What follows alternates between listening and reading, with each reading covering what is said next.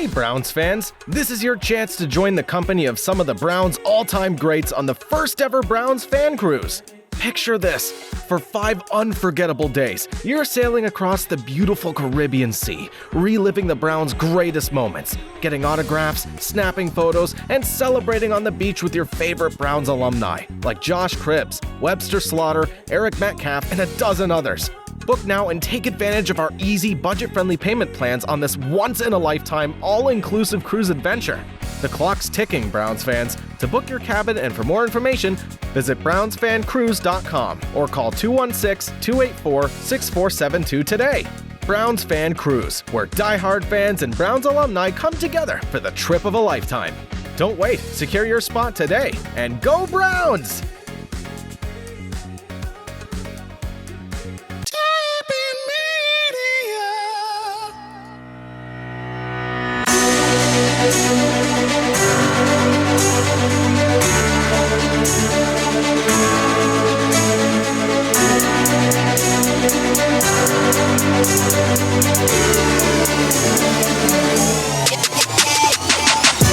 It's time for the Burning River Sportscast. With the Browns resting on an early bye, What's Up continues to be down and out again as another week of this Dairy Queen blizzard of a season carries on. With pumpkin spice cheesecake surely on the way, the return of the $230 million man remains a bit more uncertain. One thing that is for certain, this week's opponent is one with talent, potential, and expectations. And if DTR has to take the field again, look out, because he'll melt faster than one of them pulp-ass kale smoothies, and it'll be a long day for our Brownies. Did the rest of the team get the R&R they needed? Is this the Browns' first legitimate measuring stick game of the year? Are Kenny Pickett and the Steelers a legitimate threat to the North? And does any of this matter if Deshaun doesn't man up and put the city on his back like he's paid to do? We'll break it all down for you next on the Burning River Sportscast. Whether it's you at your own job and someone says, Red Hot Ronnie James isn't doing his job right, you're going to instantly get defensive. You're going to get defensive. You don't want to have to hear that shit. Tostitos pizzas, the little round ones. Pizza bagels. Pizza bagels. No. Happy for you that you found Trailer Swift, but Trailer Swift. Old Trailer Swift. They lost to that mom fucker over there. Whoa. Whoa. Safety off. Yeah. And Robert Saleh gave the game ball to Nathaniel Hackett. Wow. What? Did I say something wrong? Did I say something that was factually inaccurate? You just went hard M on him. Russell's washed Sean Payton's ass. And Russell Wilson washed Sean Payton's ass? That's what's going on in Denver? You heard it here first. Welcome into the Burning River Sportscast, presented by Tappan Media and brought to you by the Cleveland Browns Fan Cruise. I'm your host, Kenny Thunder, alongside the hottest ring girl in the business, 362434. He is Red Hot Ronnie Jams. Lest we not forget our tasty, I shouldn't say tasty, our trusty board up back in the house this week, bringing alongside the sweetest marrow in the game, the Big Bone Man. Big Bone Man, how sweet is that marrow? Oh, it's sweet. Very, very sweet. That's how I like it. Back to Ronnie. 2 questions, true or false? Bone marrow is your favorite food? True. Nice. And where can bone marrow enthusiasts find the most delectable bone gooeys inside of a podcast? They can find our podcast wherever they get their podcasts. I'm talking Apple Podcasts, Spotify, Stitcher, Google Podcasts, Amazon Music, Pandora, iHeartRadio, Podcast, Castro, Good Pods, and so many more. I like when you call them Tasty Bone. That was for sure autocorrect. And don't forget to subscribe on YouTube, the only place that you can find our video podcast. And check us out on Facebook, Instagram, and TikTok. Our handles for all of those, including YouTube, is at Burning River Sportscast. And we are on X, the artist formerly known as Twitter, as well, with the handle at Burning River Pod. And while you're at it, check out our merch, www.thetappenmedia.com/shop. We've got shoes, hats, mugs, mouse pads, shirts, shorts, flags, phone cases, and so much more. Make sure you check all of that out and buy something. Buy it. If you want. Just buy it. We're always releasing new stuff. Christmas is coming. Just keep checking back. Yeah, Christmas is coming. Good gifts. But listen, we've got another monster show for you today. Monster mash. To get you back into the swing of things as we come out of the bye. Today we have an interview with the Bay Area Browns backers. We've also got an interview with another Browns alumni that will be joining us on the Cleveland Browns Fan Cruise in the second half of the show. Today's guest? Hell yes. Kevin Mack. Hell yes. And finally, we have the Week 6 preview of the game against the San Francisco 49ers. It's going to be a good one, so strap in. But for now, it's time for the Burning River News Story of the Week.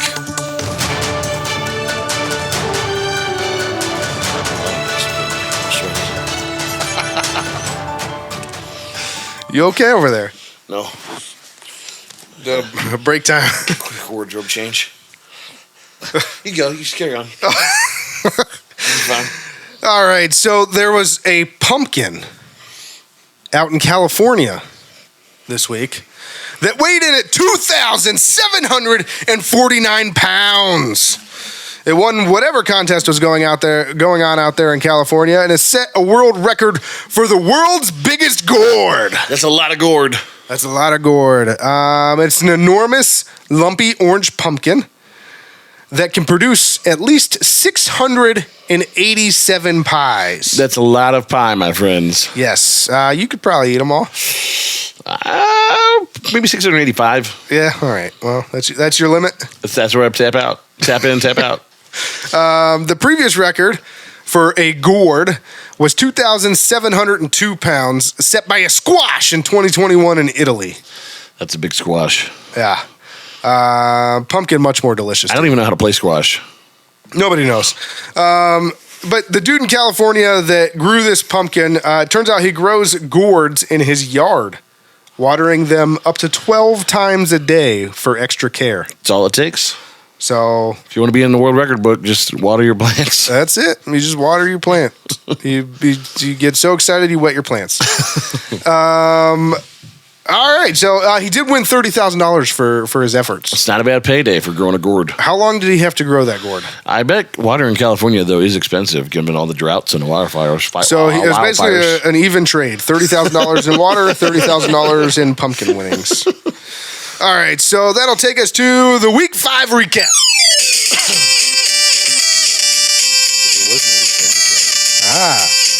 You're right, my friend. There was no Week 5 recap. Why? Because we were on bye. So, in other Browns news this week, the back and forth regarding Deshaun Watson and his injury continues between Watson, Berry, and Stefanik. This whole thing is just starting to look worse and worse. And it's especially bad now because we're recording on Monday. We always record on Monday, release on Thursdays.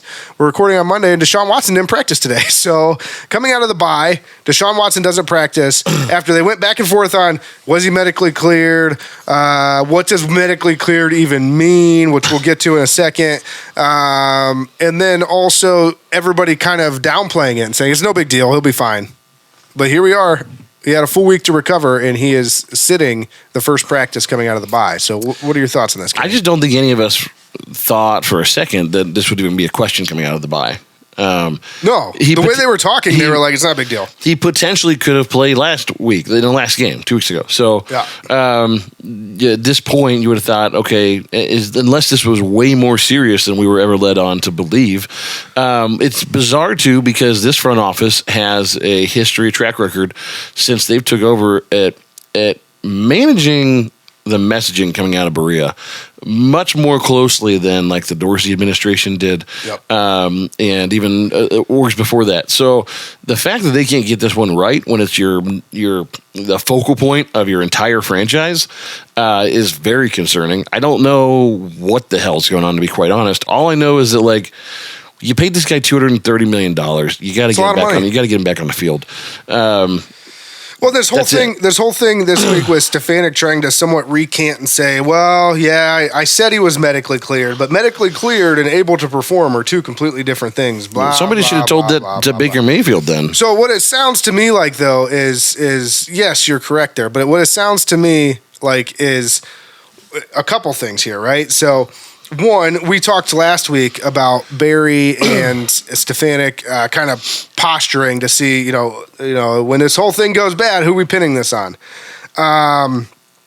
So I do think there is a lot of bad stuff happening behind the scenes in Cleveland between Stefanik and Berry that we're not really privy to. We're kind of starting to see it spill over a little bit right now.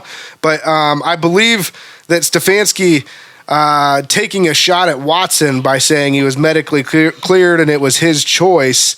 I think that indicates that he's trying to himself say, hey, if this goes bad, this wasn't my fault. There's $230 million quarterback he decided not to play. And in turn, I believe Watson now is firmly in the Barry camp, and he's like, this guy brought me in, this guy can't coach, whatever. And then there was another report this weekend that there were players on the team that were frustrated that Deshaun didn't play in the last game. So true, there were those part reports. of that could be Stefanski standing up for his own team, saying, hey, I don't know why he didn't play either. He's still got to keep that locker room together as best he can. Yeah, and I think no matter which way you look at it, like I said, there's so many different sides to this story. There's Stefanik potentially, and again, I'll remind everybody, we call him Stefanik because we have no respect for him because his play calling sucks ass. So until he figures things out, he's Stefanik until further notice. Not Stefanski. So we know his name. We choose not to use it. Stefanik, though, whether he's sticking up for his team. Plus, Stefanik just has a nice ring to it. Yeah. Stefanik sticking up for his team, the team being disappointed in Watson seeming to be in Barry's corner, Barry and Stefanik fighting. Like, any way you look at this, if you read between the lines, it just points to a lot of bad shit happening behind the scenes. And that's just something in general that you don't want to have to do with your favorite football team. It's have to read between the lines. No. Anytime you're in that situation, there's something bad going on. To your point, it's been the one thing that we've been able to kind of hang our hat on. It's like, we kind of know what's going on at all times. They all provide or at least seemingly we're on a united front and presenting the same thing to fans, but not anymore. Not now. And the thing is when you're winning, things are going great. Nobody cares. When you're losing and things aren't going great, there's fingers pointed everywhere. So nobody wants a finger pointed at them. Whether it's you at your own job and someone says, Red Hot Ronnie James isn't doing his job right, you're going to instantly get defensive.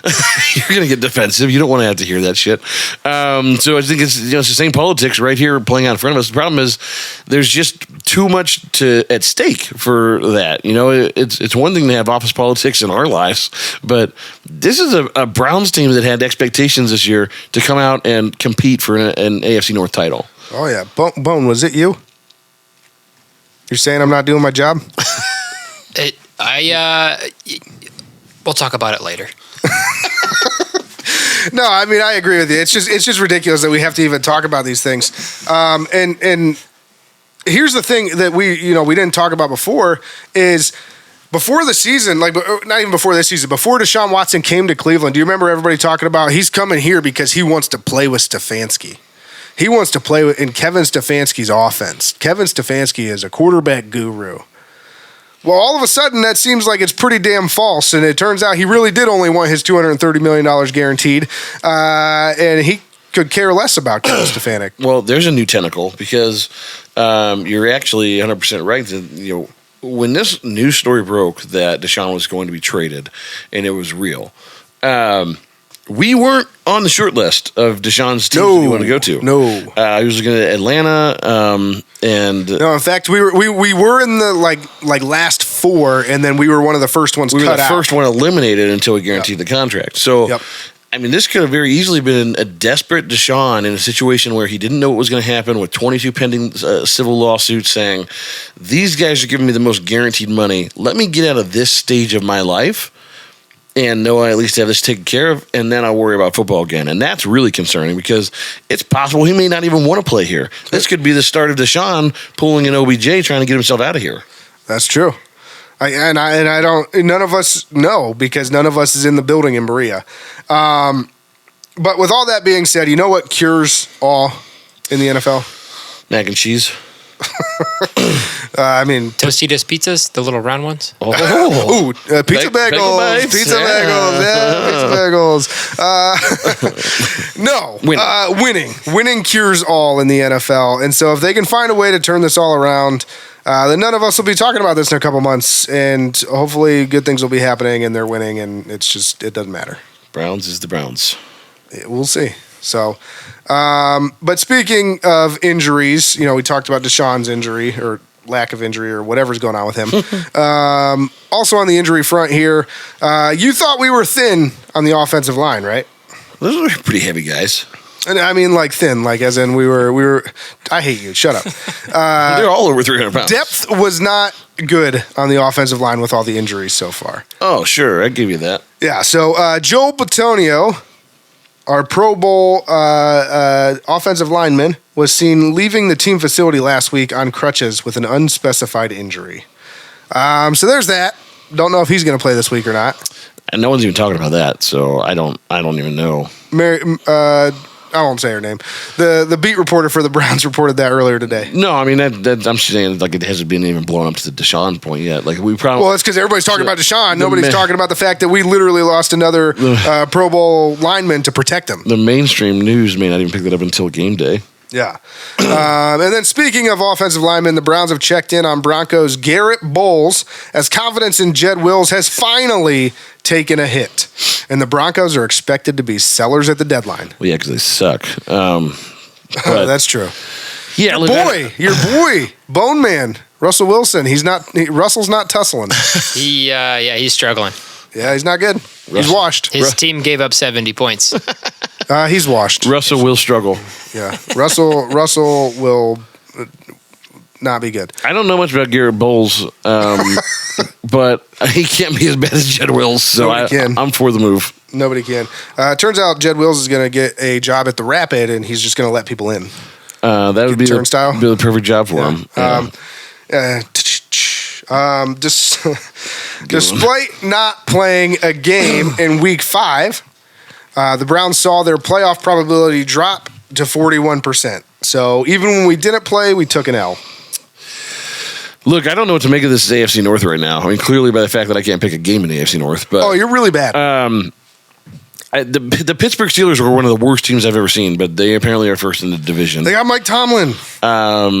Baltimore hadn't done anything to impress me, but they are the better team than the Steelers, and they ended up losing game in a big way. And the Browns.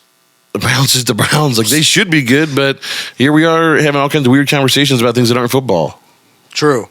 And it's really annoying. And why can't we just talk about football? And Cincinnati has pulled themselves out of the depths of despair. So yep. Have one good game and everybody feels good all of a sudden. It's like the AFC North. The AFC North at the beginning of the season. It's back.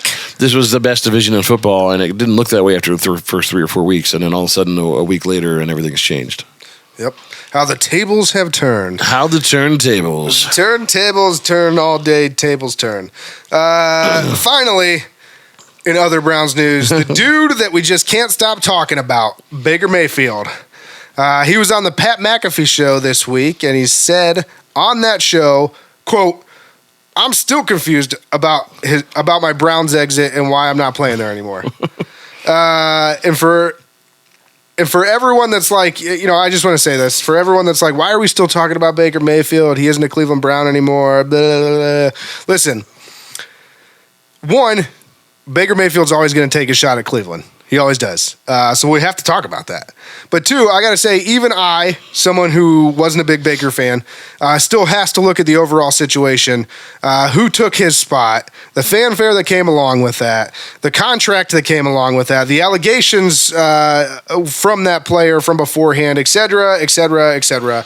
And with all that in mind, we'll continue to talk about Baker until Deshaun Watson earns that paycheck that the Browns handed him.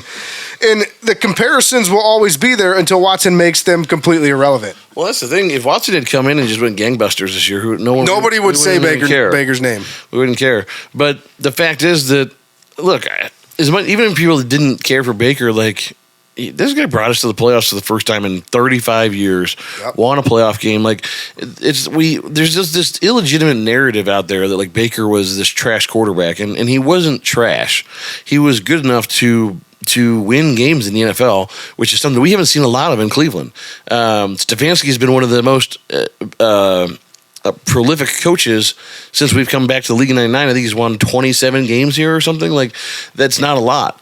No. But Baker was a big part of that. So it's just like, until Deshaun comes out and plays like we expect him to, you're always going to have that comparison. And now that he's down there and has the Buccaneers in the first place in their division, like, it's harder and harder to defend $230 million the other way, and all the draft picks and all your cap capital. So right, and you've said it day in and day out, and I can't agree more. Is the fact that we were sold this bill of goods, like we weren't without that elite quarterback, we couldn't get to the next level. And instead, for $230 million, what we're getting is a quarterback that's playing at the same level, if not worse.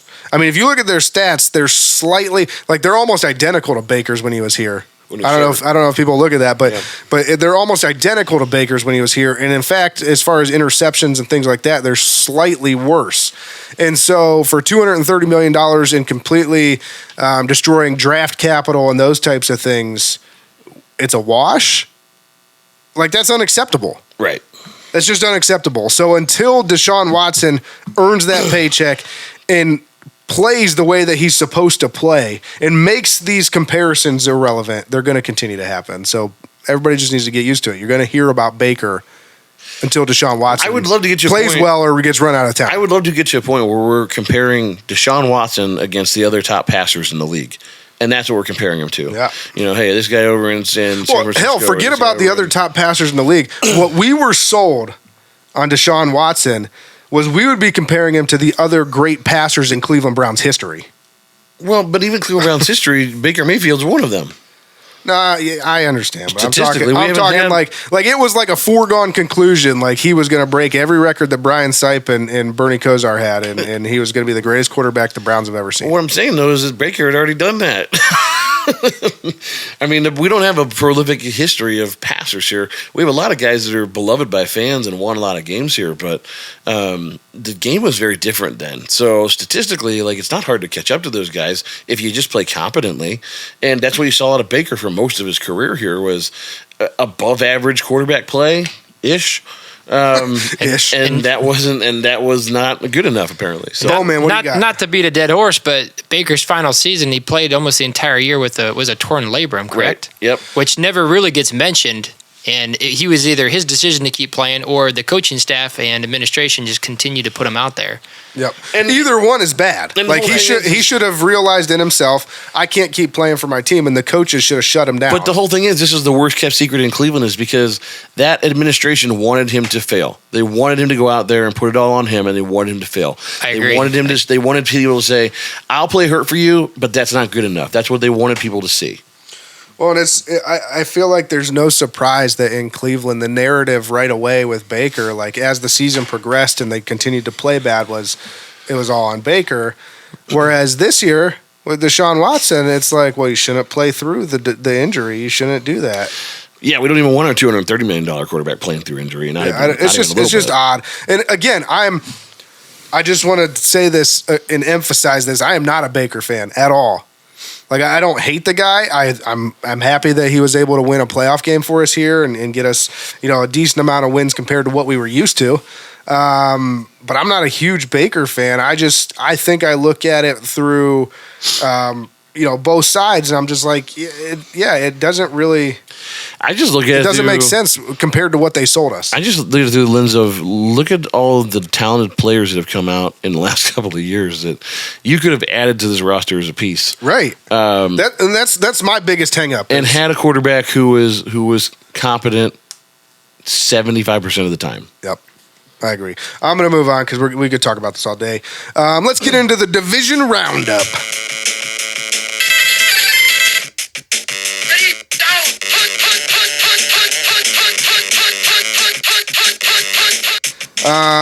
All right, so obviously the Browns were on bye this week, but the rest of the AFC North did play. So let's get into those games. Baltimore loses to the Pittsburgh Steelers 17-10. Obviously, none of us saw that coming. Nobody picked the Steelers to win this game. Not even our group, outside of here. No one did. The only people that believed the Pittsburgh Steelers could win that game were the Pittsburgh Steelers. Yeah. Even their fans are like, don't know. Baltimore just played sloppy. They didn't look good. You're coming off a team that just beat us. What was the score of the game they beat us? 27-3 or something. And they did not look like the same team. Lamar laid out a couple of really nice balls to Zay Flowers or whatever, and that kid just can't catch the ball to save himself. 28-3, my bad. And it was just kind of ugly. The defense played piss poor, and they just let the Steelers hang around just long enough. And I think that Pittsburgh Steelers team is full of savvy veteran guys that when we look at it and we say, like, who's the best teams in the NFL, who has the best talent, and you look at these young guys and you go look at like Justin Jeffersons of the world, and you look at your McCaffreys of the world, and how those guys change the game for your team. Those guys don't exist in Pittsburgh. But you know what you do have is you have a bunch of guys that are older veterans that are opportunistic, and when a ball gets popped into the air, a ball gets put on the ground, with just those the guys right amount of young always talent, seem to find it. Yep, they got some young talent in there. That's I'm not talking about Pickett or Pickens. Which one's George Pickens. George Pickens is good. He's Pickett, good. He's the one good young piece they have. Yeah, Pickett not good. But Pickett, I don't know. I mean, is Pickett good? Are we going to have this realization they're in first place? I will not talk about this. Is Kenny Pickett good? Maybe he's not good, but is he the Baker Mayfield of 3 years ago, where he has moxie on a team that has a bunch of veterans around him? Like, he wears 2 gloves. I know he wears 2 gloves, but they're in first place in the division. You're not allowed to be good at quarterback if you wear 2 gloves. They're in first place in the division. I hate you. Listen, needless to say, we were all wrong on this pick. We all picked Baltimore. We were all wrong. Next up, Cincinnati beat the Cardinals 34-20. Bone Man mailed in his pick on this one, and he picked the Cardinals to win at home. Unfortunately, he was wrong. Kenny was wrong. I was the only one that went with Cincinnati. I was right. And so that leads us to our current standings. I am at 6-8. Bone Man's at 5-9. And Kenny always bringing up the rear at 4-10. What a weird season it's been. I love the rear. It's been a weird year picking AFC North teams for sure. This is always a tough division to pick because these teams are so closely aligned from a talent perspective. I really didn't see Pittsburgh beating Baltimore. I mean, you could play that game 100 times, and I think that's the only time that happens. And the Cardinals just ran out of gas in this one, frankly. They played with Cincinnati for 3 quarters and looked like they had their chances that they might figure something out, and they're just not a very good football team right now. And Cincinnati is on the rebound with the injury to Joe Burrow. He looked a lot better, a lot more comfortable. And then obviously Jamar Chase was just a monster in that game. Yep. Bone, thoughts on the AFC North? It's impossible to predict. I think Mike Tomlin is just a stud, and he just always has his guys ready to play. He's the freaking X factor for those guys. I just don't understand it. I wish we had a coach like him, but instead Browns fans think, I guess not so much anymore. It is finally starting to sour on Stefanik. It's not just us saying that he's not very good. So, but hot seat. Yeah, for sure. He's not very good. The new squid. What? Oh yeah! Now send the squid. And look at that. All right, so that'll do it for the division roundup. Let's take a trip around the NFL.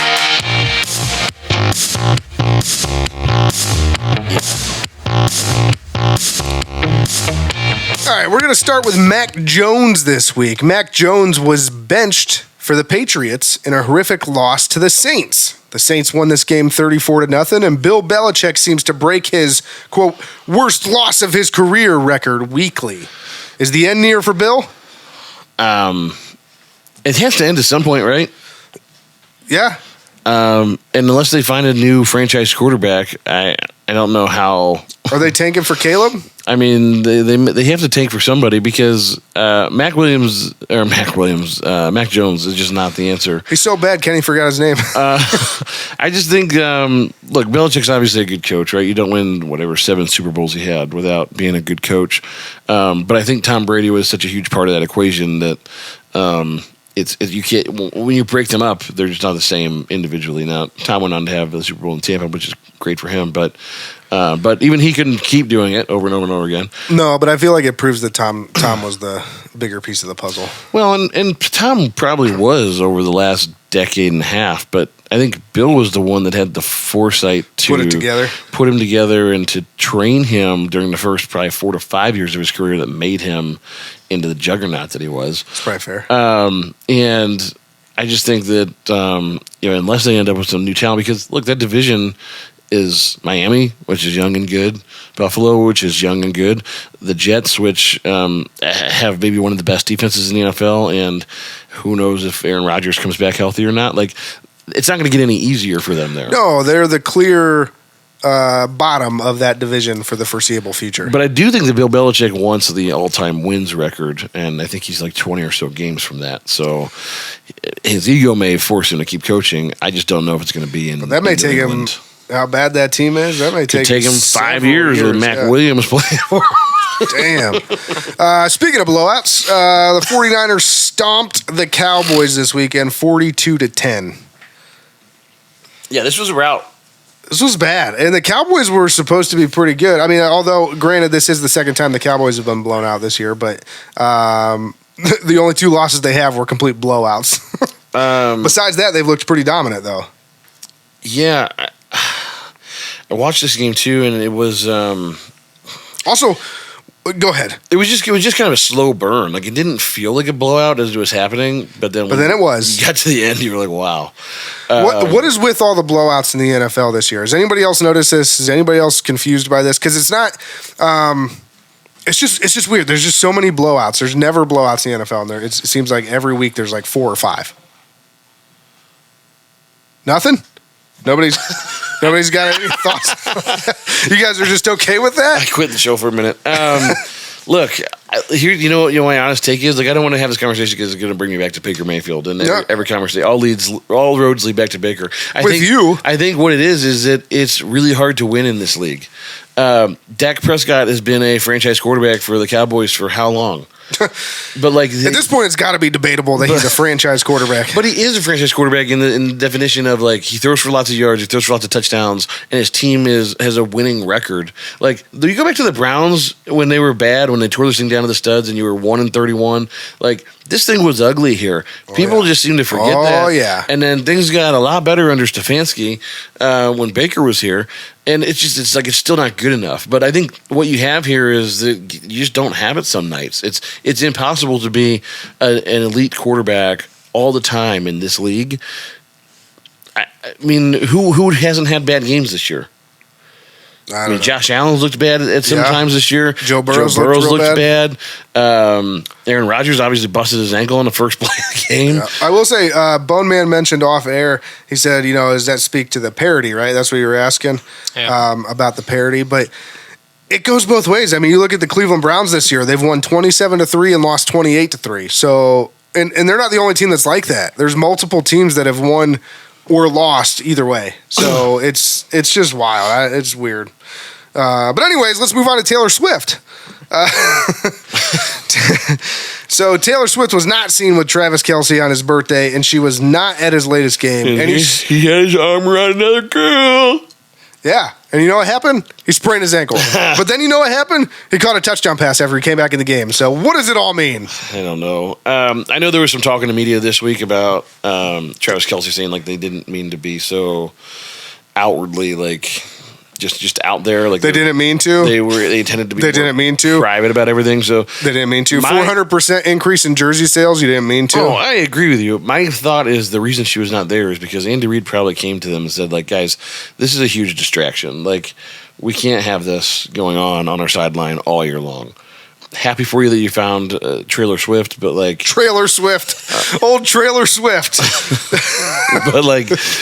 But you can't just have an A-list full of celebrities in your family box every weekend. Like it's just not gonna. We can't have that. They seem to be doing fine. They almost lost the game the last time. Man, I wish I could root for a team that I could say, well, we almost lost once. We almost lost. That would be phenomenal. Anyways, next up, Anthony Richardson played another game for the Colts, and just like that, out for a month. AC joint. Feels bad. AC joint sprain. Can't play football like that in the NFL. You just can't. No, we've said it since he started playing this year. You just can't do it. He's too much of an athlete. He relies too much on being athletic. And he's a big dude, so he thinks he can take on like all these defensive ends and linebackers and whatever else. You saw how well that worked out for a guy like Cam Newton, who for a while you can play like that. And if you're tough enough to get through it and you don't get hurt, sure. But eventually that all catches up to you. It all catches up to you. The hits feel different in the NFL. And I'm not talking right away. I mean, they do. I mean, they're much bigger in general. But over time, those build up and can really tear you down. That's why Deshaun needed so many massages. All right. But I will say this about the Colts. I do think they just should let Minshew Mania take over there. In the games where Gardner Minshew has taken the majority of their snaps, they're 3-0. Well, we get them next week. So I think that's going to be a tougher game than people think. I think that people think that the Colts suck, and I think Gardner Minshew is decent. And they have a we're not talking about that game. Josh Downs, who looked really well this week. So please stop breaking down next week's game. We're on this week's. You know episode. what? It's my show too. Okay.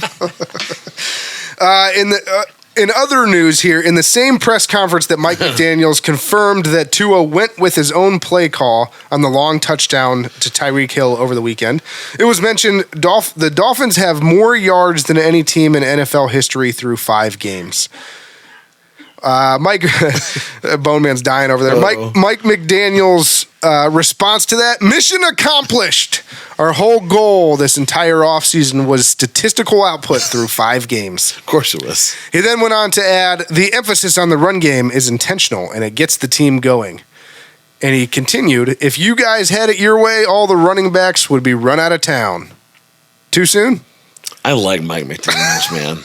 Oh, man. Mike McDaniels is the best. He just literally says whatever the fuck he wants at all times. I mean, to have a coach that just has no And you go back and look at his pictures from when he was the ball boy for the Broncos. He's just got like earrings all over the place. Just looks like he's like I don't give a shit. This is me. I know football better than all of you guys, and I'm gonna say whatever I want. So I wonder though, like what his staying power is, because we kind of said and felt the same way about Sean McVay 3 years ago. Here's this young, handsome guy that remembers everything, and like Sean McVay though sold his soul. They did. They did. They said fuck them picks, and they said we're just gonna go all out for it, and they got their Super Bowl. And he probably should have retired after that. He probably should have. All that talk about was he gonna retire, and they're like, why would he retire? He's like 32. As well. This is why. Now you're bad again. But I think Mike McDaniels has a lot more staying power because they're building the team differently. I mean, they're doing. They've made some big trades and things, but they have guys that they've drafted. They're doing things. Although, differently. have you seen this Puka Nacua kid in LA? Yeah, that I have guy's no idea. good. I'd never heard of him until he's on my fantasy team 3 or 4 weeks ago. No, he's on my fantasy team. He's killing it. Yeah, really impressive. I still don't know who he is. He looks like Troy Polamalu's ex-brother. Yeah, but we mentioned Tyreek Hill and Tua. Speaking of good quarterback wide receiver duos.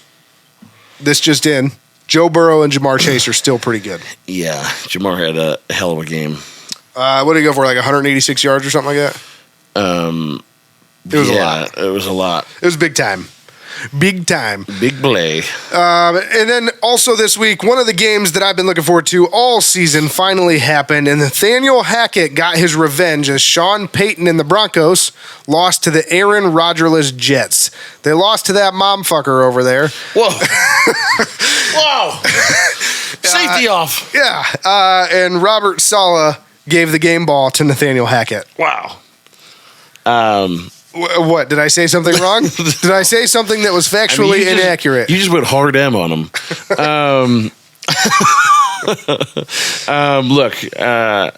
Look, Nathaniel Hackett has been taking it since last season about just him being a suck-ass coach. And then Sean Payton gave it to him all offseason. And now the shoe's on the other foot, man. Doesn't feel very good. No. And they got problems over there in Denver. Oh, yeah, they do. Oh, man. Russell's washed. Sean Payton his ass. Like, it's just insane. And Russell Wilson washed Sean Payton's ass? That's what's going on in Denver? No You heard it here first. Oh, gosh. You heard it here first. Listen, why does Sean Payton, have you noticed he continues to just run his mouth? Like, he's like Baker Mayfield. Like all roads lead back to Baker. Welcome to 88.3 Baker Talk all day, all night, and every night. No matter how bad they play, he's like, I'm just gonna keep running my mouth. I don't care. It's wild. Do what you do, man. And he's got like that permanent pressed lips look. He's like, he just always looks like he ate something sour.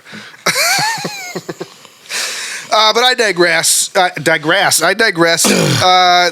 in Denver. I digress. Nice. You digress. What color do you dye it?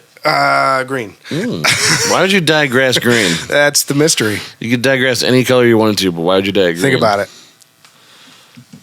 Anyways, I thought about it. running back finally signed a decent contract this past week as Jonathan Taylor signed the extension with the Colts worth $42 million over 3 years with $26.5 million guaranteed. I think this is a step in the right direction for running backs potentially. Or it could not be because, Moss is out there lighting it up for the Colts. And Yeah, Zach Moss played pretty well. are they going to have a complete split and then they're going to say, see, we told you we didn't have to pay him? Look, I think even though Zach Moss played well, I think Jonathan Taylor's the way better player. So I think once he gets on the field finally, then it's going to be evident that he's the guy. But, yeah, look, step in the right direction for running backs. Glad to see finally one get a good contract. The whole story here has never made sense from day one. We're not going to pay Jonathan Taylor. Okay, fine. You can trade Jonathan Taylor, but I want 5 first-round draft picks in return. Well, that doesn't make sense either because you don't think he's worth even a contract. And then at the end of the day, he comes off the PUP list and gets $42 million. So what the hell even happened here? Like, is... God, Irsay just drunk off his mind? Like, probably. I mean, let's be honest. Probably. He probably is. Like, he just thinks he's God out there in Indianapolis. Like, I don't know. He's just doing whatever the hell he wants, whatever he wants. Yeah, I don't know. But I do hope that because they paid him and with Mike McDaniel's comments about running backs, I'm hoping the Browns do right by Nick Chubb in the offseason. But we'll see. Still coming off that injury. So yeah, they're going to get him for a budget now. But anyways, that'll do it for our trip around the NFL for this week. Kenny, you want to do a Browns backers interview? I love interviews with Browns backers. All right, we'll do one. Okay.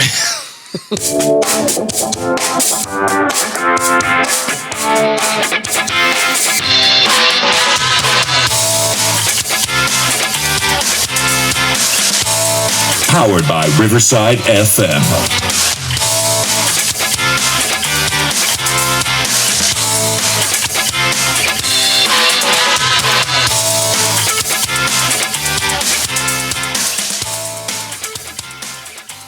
Okay, so this week for our Browns backers interview series, we have the opportunity to chat with Bud Genovese, who is the president of the Bay Area Browns backers. So without further delay, let's go ahead and welcome Bud. Bud, how are you? Great. Good to be on your show. Yeah, thanks for being here. And so tell us a little bit about your chapter, where you guys are located, when you were established, viewing locations, all those things. Okay. Yeah, we actually started in 1986, if you can believe that, with 11 people. That was before we were born. Exactly. So, yeah, don't ask. Yeah, I was only 12 years old, right? No, but but our original president was Harold Manson, and he was a lieutenant colonel in the Army in Monterey. And he grew up in Houston, if you could believe that, way back. And he used to listen to the Browns from 1946 on, if you could believe that. So he was not an Ohio native.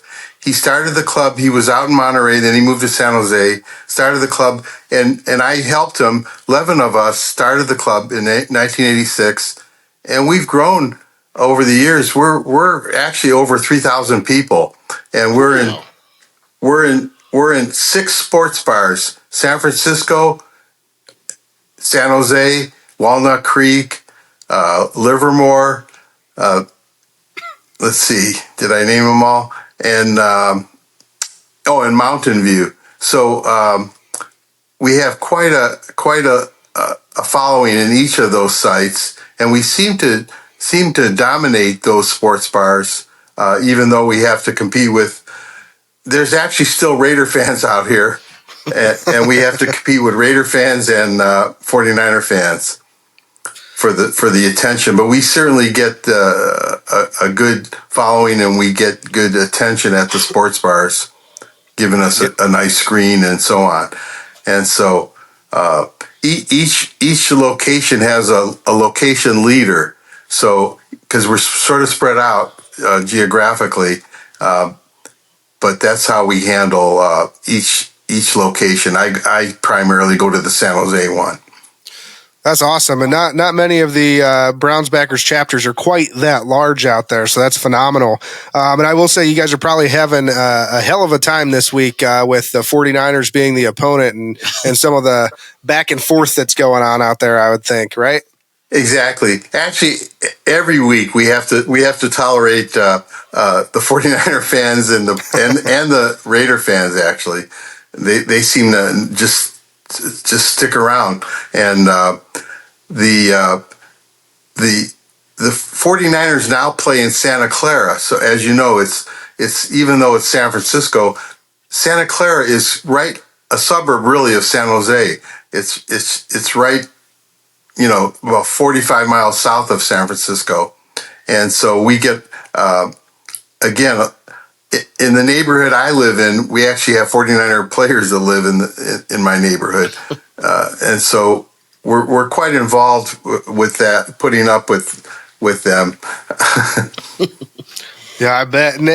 So talking about your community and things like that, are you guys involved with your community at all? I know most of the Browns backers chapters do like community service work and charity work.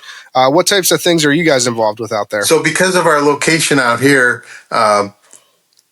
we do have modest dues, and we use the dues to provide halftime raffles. So we have a free halftime raffle of Browns items, hats and other items that we give out at halftime. So the funds that we collect mainly support the items we buy for each location. Extra funds we donate back to the Cleveland Browns Foundation, and also out here the local humane societies. Good choices there. That's basically it. We're probably not as active as some of the clubs in Ohio as far as communities work, but we try to donate extra funds to those two groups mainly. We also have sponsored players to come out over the years, typically in April or in the spring.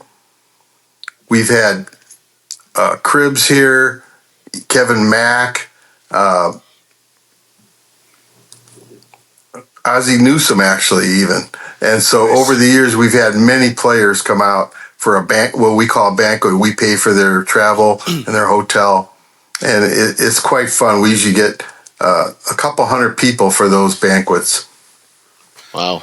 Nice. And as far as the charity work goes, every little bit counts and goes a long way. So your work out there is much, much appreciated. But let me ask you, do you find that, I know with 3,000 members, that's kind of hard to keep track of everyone, but do you find that most of your membership is folks that either grew up in Northeast Ohio and have moved to that area of the country, or is a lot of it very localized and just people that grew up rooting for the Browns for one reason or the other? Oh, no, that's a great question. I would say 95% of the people are transplants, people that work in Apple. So in San Jose, we have Apple Computer, we have Intel, a lot of the tech firms, Facebook, Google, right down the street. So we have a lot of tech people, a lot of people that have moved out here. We do have a few natives, though. So it is interesting. We love the natives that join our club. And we have one gal that's going to be going to the Browns game, 49er game. She grew up in the East Bay, a little past Oakland, but all her family was big 49er fans. So when she grew up, she says, "No, I'm going to pick a team." She picked the Browns. I don't know. I didn't ask her how, but they've never been to Cleveland. They're all flying to Cleveland this weekend. And I gave her some tips of where to go, for sure to visit the Rock Hall and so on. Downtown. They're going to stay at the arcade. And we're happy to have her as a fan, but does she know what she's signing up for? I know. Well, what's even worse, I have a nephew here, born and raised in San Jose. His dad's from Dallas, but not so much a fan. I brought him to the Browns sports bars. He's a huge Browns fan now. Or the fans are contagious. You can't help but jump on board once you meet all of us. Exactly. When's it's a lot of fun to meet fans that are not native Ohio, but it's predominantly people that have moved out here, and we've met some great people, and I'm still in touch. I have a friend that I met out here. He moved back to Northeast Ohio, and we're still friends. Nice. When's the last time you were out this way, Bud? So I was at the Tennessee game, so I still have season tickets in Cleveland. Oh, wow. And I sell all the games except one, and I guess I picked a good game to come to. That was a good choice. Sure. Yeah. No, so speaking of your chapter again, though, are there any upcoming events that you guys are hosting? I know probably this weekend, I would guess, with the 49ers being the opponents, you probably have a lot of things going on. So the game's going to be on local TV. So our challenge is I'm going to be revving up in the emails for people to come out to the sports bars to show up, even though it's going to be on local TV. And so that's basically it. No party. We do have special parties when the Browns come here. So the last time the Browns were here, they did play the 49ers. Was it a couple 3 years ago? Mm-hmm. Yep. And we had a party the Saturday night before. We had Kevin Mack and basically I think it was Kevin Mack signing autographs. And friend of the show. We like Kevin. Yeah, it was quite well attended, and the hotel we picked was in mid peninsula between San Francisco and San Jose, and coincidentally the Browns were staying there. Well, we didn't know that. Oh, wow! And so none of the players mingled, but some of the coaches mingled around, and we talked to them. It was quite fun. Nice. So let's switch gears a little bit here. Go over to the football side of things. Obviously, there was no game last week. So let me ask you this: what are your thoughts on the season so far? Yeah, extremely happy that the defense is so solid, and I think a little bit surprised at the last game, but I think. Correct me if I'm wrong. I think the offense handed some of the field position to the Ravens, the purple. We call them the Purple Browns and Ratbirds. Yeah, Purple Browns. I like that. Though. Yeah. They definitely the offense underperformed and gave up quite a bit of field position to the opposing team for sure. And it was DTR's first game. He didn't play great. So, but we're quite excited, with the team, and of course everybody was so disappointed with the Chubb thing, and we're very hopeful that the left tackle will learn to block better. Have you heard of anything on that? We wish we had really good news for you that said he learned to block overnight, but so far he still seems to be a little bit of a turnstile. I did hear locally though today some rumor mill on the trade block that they were potentially looking at least bringing someone else in for the rest of the season just to see if that pushes him or if they need to replace him. So I think we're going to get an answer on that sooner than we think. So, yeah, correct me if I'm wrong, but he's an excellent run blocker. Is that right? Typically, that's what his grades have shown is he's a better run blocker than pass blocker. Yeah. Which, I mean, let's be honest, when you have Nick Chubb, typically, I mean, I know he's injured now, but typically when Nick Chubb's running behind you, we need him to be the opposite. We need him to protect our quarterback because Nick Chubb can cover up some of those blemishes and make you look good even when you're not that good. So exactly, that run blocking doesn't do much for us right now. So right, and we have a lot of fans that scream about Stefanski. I'm from the camp that if you have the talent, I don't care who the coach is. And but I guess I'm in the minority. Maybe there's still a lot of heat on Stefanski. Can we talk about that or not? We can absolutely talk about it. We put heat on him every single week. I'll be honest with you. Is that right? We're not big fans of.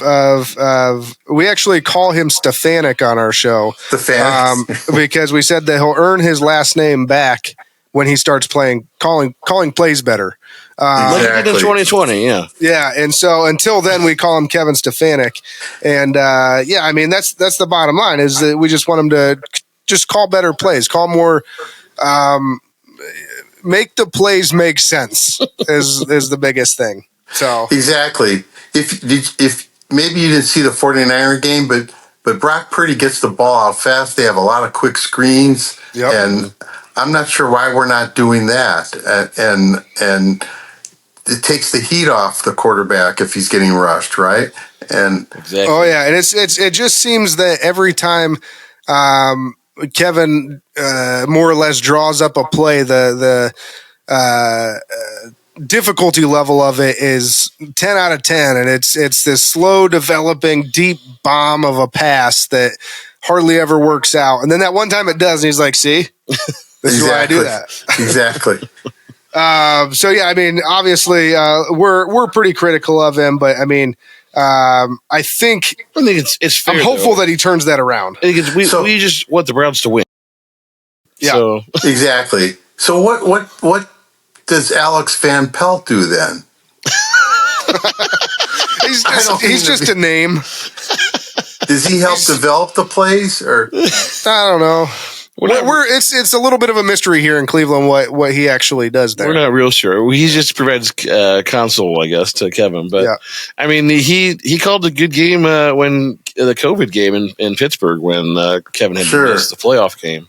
Yeah. Oh, the other thing that bothers me about Stefanski is he's too calm. In other words, there's been some horrendous things that he should have been jumping up and down at the refs. Have you guys talked about that? But For sure. Yeah, I think we've seen the opposite of that out of Jim Schwartz this year. I think he's been a breath of fresh air when it comes to providing some emotional leadership to the team. But the defense responds because they want some energy out of their coach. They don't want this guy that's going to deadpan everything and be Right. calm, cool, and collected in every single situation. Like, yeah, it's probably beneficial in some situations, but if you show no emotion whatsoever, football's not the game for you, buddy. exactly. So yeah. But let's take a look at this week's game. I know you guys you get a chance to follow the 49ers a little bit closer than we do out here in Cleveland. So can you give us your thoughts on this week's game? Yeah. Are they 3.5 point underdogs, the Browns? I believe they are, yes. Yeah, I think it should be 10. I mean, Yeah. I'm not a betting person, but if I was, I would take that.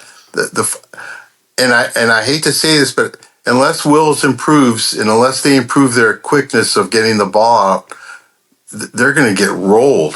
The 49ers just rolled Dallas quite easily, and Oh yeah.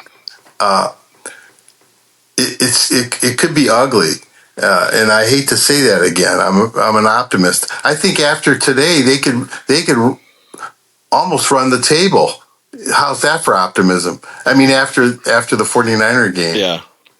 Yeah. I mean, you're not wrong. They should be in at least every one of the remaining games. And there's no reason they shouldn't win, or at least have a chance to win all of them. It just seems like they have a lot of playmakers out there. I think McCaffrey had 4 touchdowns a week ago. Kittle had 3, I think, last night. So they just can hurt you in a lot of ways. Yeah.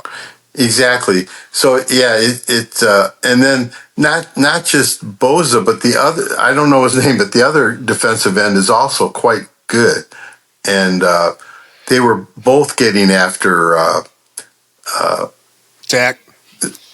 Yeah, and he just didn't have a chance. No. Yeah, Nope. that front seven is pretty scary. Yeah, it is. And so one last question for you here, Bud. Deshaun Watson, worth $230 million or no? Well, that's a yes or no question. Yep. You can expand. Yeah, you can We got time. I'm quite surprised that they didn't do more homework as far as his method of play. I didn't know he holds the ball so long. It just doesn't work anymore in the NFL.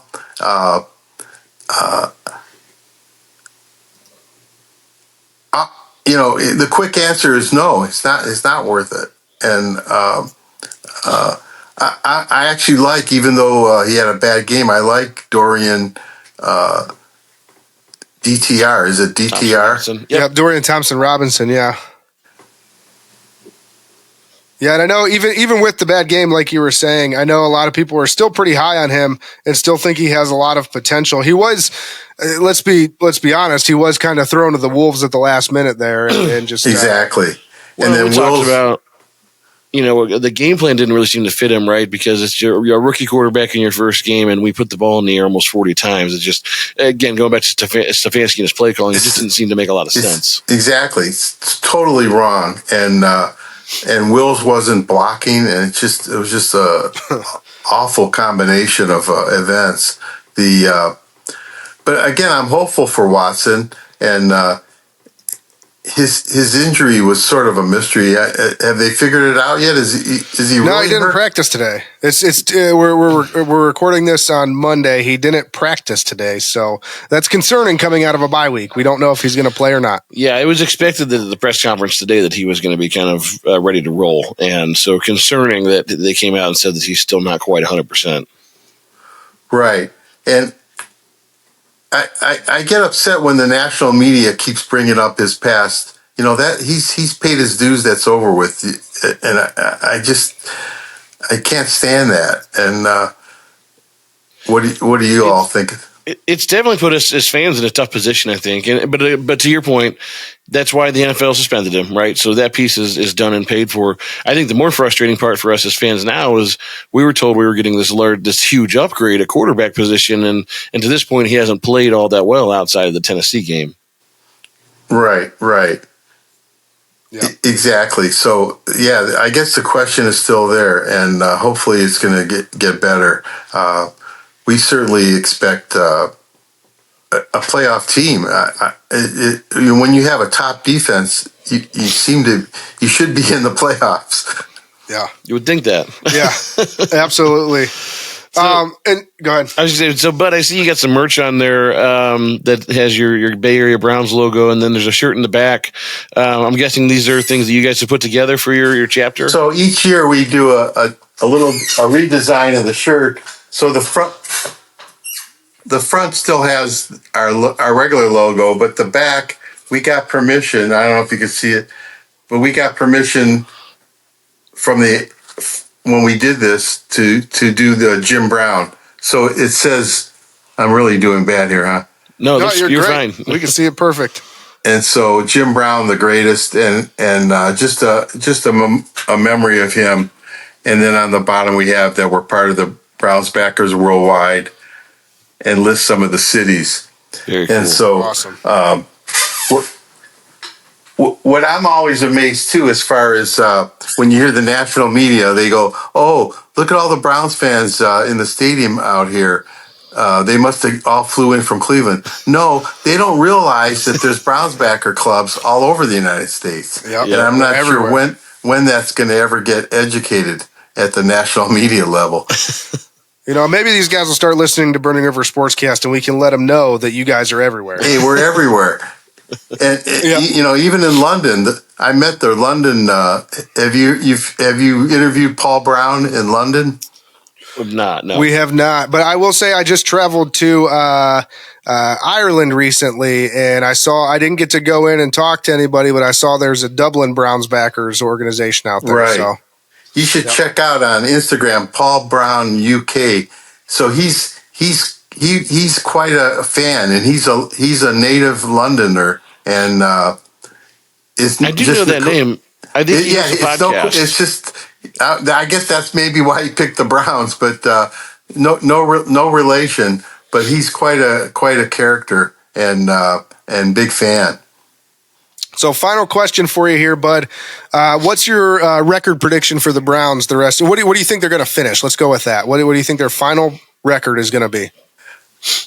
Oh, wow. So I think they could win 11 games. Nice. So what's that? 11 and 6? Is there 6? Yep. You think that's enough to get them into the playoffs? And to be the wild card or winner, they have to win the next division games. That's for sure. They have to beat Cincy again, and then split with Pittsburgh and Baltimore. Yep. Absolutely. Real quick question about just the divisional games out there. Given that you're 3,000 miles away, is there still a pretty intense heat around the rivalries between like the Pittsburgh Steelers and the Baltimore Ravens? Absolutely. We still have fans that can't figure out who they hate more, Baltimore or Pittsburgh. And with Joe Burrow being from Ohio, there's less hate for the Bengals. It seems like. But Baltimore and Pittsburgh remain, very heated with our fans here. I'm a Steelers hater, and he hates Baltimore. So. Oh, okay, there you go. We have that discussion. Yeah. And I don't know who. Yeah, it's a tie for me. But yeah, people out here keep up with that is for sure, and it's really remarkable how loyal people could stay with this team, huh? Yep, absolutely. We've been through some hard times, but hey, Bud, it's been wonderful having you on. We've really, really appreciated the time with you, and hopefully we get a chance to catch up in the future. So yeah, thanks for joining us. We really appreciate it, and again, hope to talk soon. Thank you.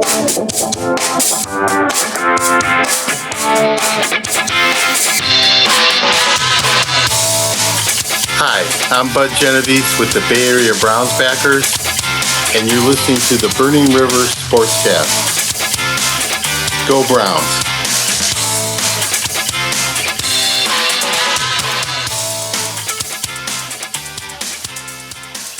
Great talking with Bud from the Bay Area Browns backers out there. He's a legend in Browns backer circles. We've heard his name mentioned like in so many times in the before and the after call, like with other Browns backers organizations as we're like planning the interview. They're like, that guy has it going on. We've heard his name a bunch of times, so it was good to finally talk with him. And legend in his own right, huge organization out there, 3,000 plus members. I mean, that is just a huge operation to be responsible for. So I don't want to be in charge of 3,000 people. Great job out there. But you know what that takes us to? No. The Burning River Sportscast Hot Take Hotline.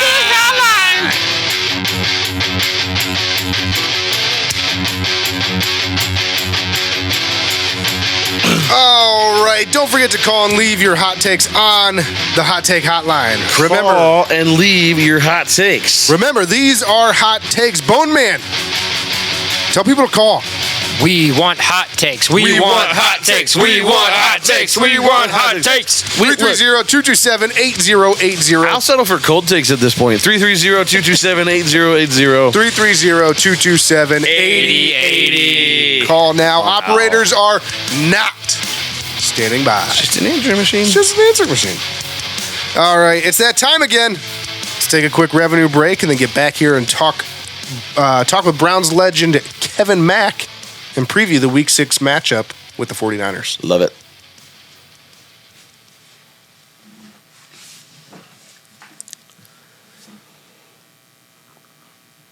Towpath Distillery. Towpath Distillery, an award-winning craft distillery located in Akron, Ohio. Towpath Distillery focuses on high-quality spirits carefully made in small batches. Towpath's lineup includes an ultra-smooth, award-winning premium vodka, a small batch silver rum made from the highest grade molasses, an American craft gin made with 9 botanicals, and a blended straight bourbon made from corn and rye. Towpath Distillery, now available locally and in 46 states. Visit towpath-distillery.com to place your order online or find an OHLQ retailer near you. Towpath Distillery, handcrafted, award-winning, small batch, local, and family-owned. All Cleveland Coffee. All Cleveland Coffee is a coffee company that launched earlier this year in Cleveland, as the name would suggest. Founded by Browns legend and Hall of Famer Joe Thomas and 6-time heavyweight champion of the world in the UFC, Stipe Miocic, along with a team of several other brilliant Clevelanders. All Cleveland Coffee is on a mission to give 1 million meals back to the community through an official partnership with the Greater Cleveland Food Bank. How will they do this, you ask? With every bag of beans purchased, 3 meals will get donated to the food bank. This is such an awesome idea. There's a bunch of great individuals involved, and the result is the best coffee in Cleveland, bar none. It comes in 3 roasts, light, medium, and dark. Dark is what Joe Thomas prefers, and that's what I prefer as well. Kenny, what do you like? Medium roast. He's a medium roast guy. All Cleveland Coffee. Visit all-cleveland.com today to order your coffee and donate a few meals in the process. All Cleveland Coffee. Ethically sourced, premium roasted, and 3 meals donated for every bag purchased. Love it.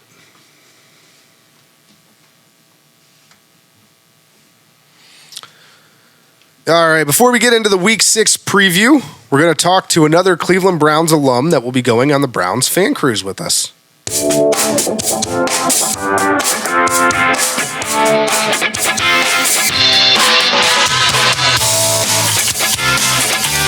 Powered by Riverside FM.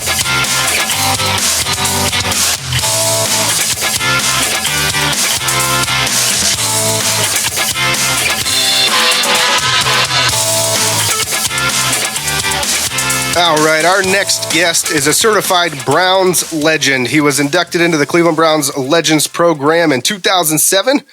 His career statistics include 5,123 rushing yards, 46 touchdowns, and a two-time Pro Bowler. One of the greatest to ever play the fullback position. Here he is. Everybody welcome the Mack Truck, Kevin Mack.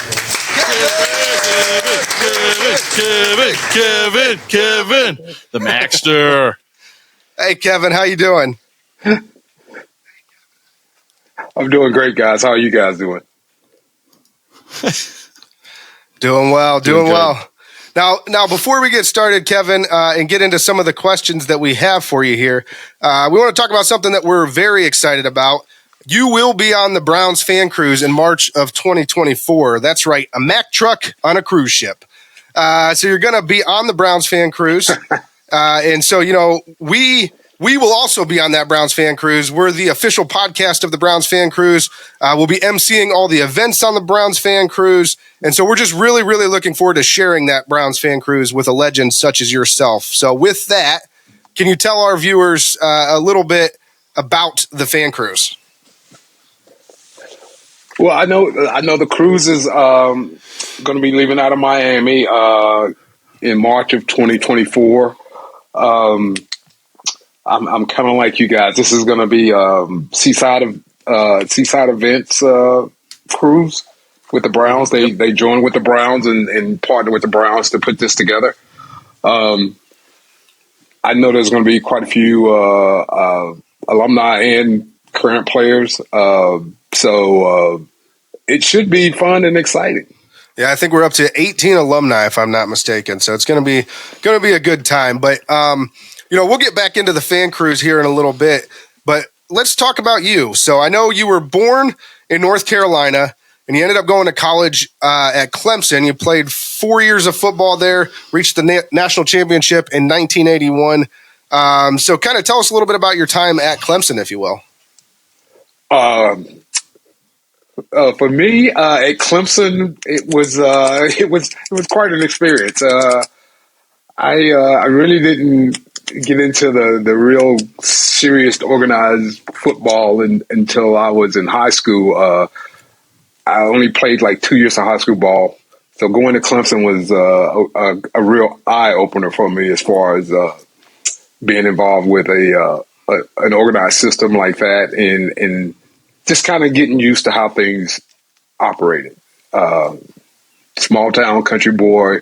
It wasn't like Clemson was a big city, but the shock of playing college ball and how demanding it was a little bit of a test my first year.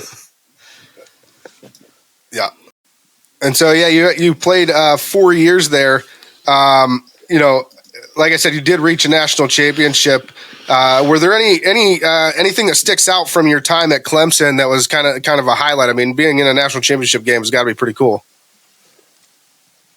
Yeah, so we actually won that game, and it was a huge game for us. At the time, as a university, my freshman year we were 6-5. Nobody even had us on the radar to do anything that next year, my sophomore year. So my sophomore year, we were 12-0, and we played Nebraska in the Orange Bowl and ended up winning that game. Really changed my perspective of football and how guys come together, during the off season, working hard together, not quitting, doing everything our coaches asked us, and it paid off for us that year. Yeah, that's awesome. I For know. sure.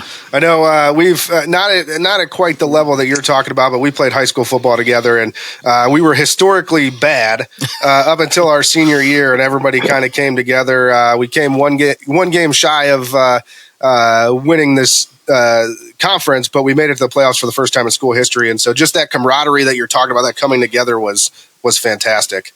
Now, Kevin, it sounds like you said you got a little bit of a late start to organized sports, but obviously a great athlete, went to Clemson. That was a little bit of a culture shock for you. When was it during your time at Clemson that you really felt like, it's every boy's dream to kind of grow up and play professional sports, but like when was it really a reality for you that you thought, I'm not only good enough, but I can make it and play in the league? Well, that was, it probably didn't happen until I got to Cleveland, really. And as you guys mentioned before, I played in the USFL. And I think one of the main reasons I went to the USFL is because I wasn't really sure of my abilities to play at the NFL level. And I just thought it was a great opportunity for me to get some more experience. And if I did have a shot to play in the NFL, then I'd be a little bit better prepared.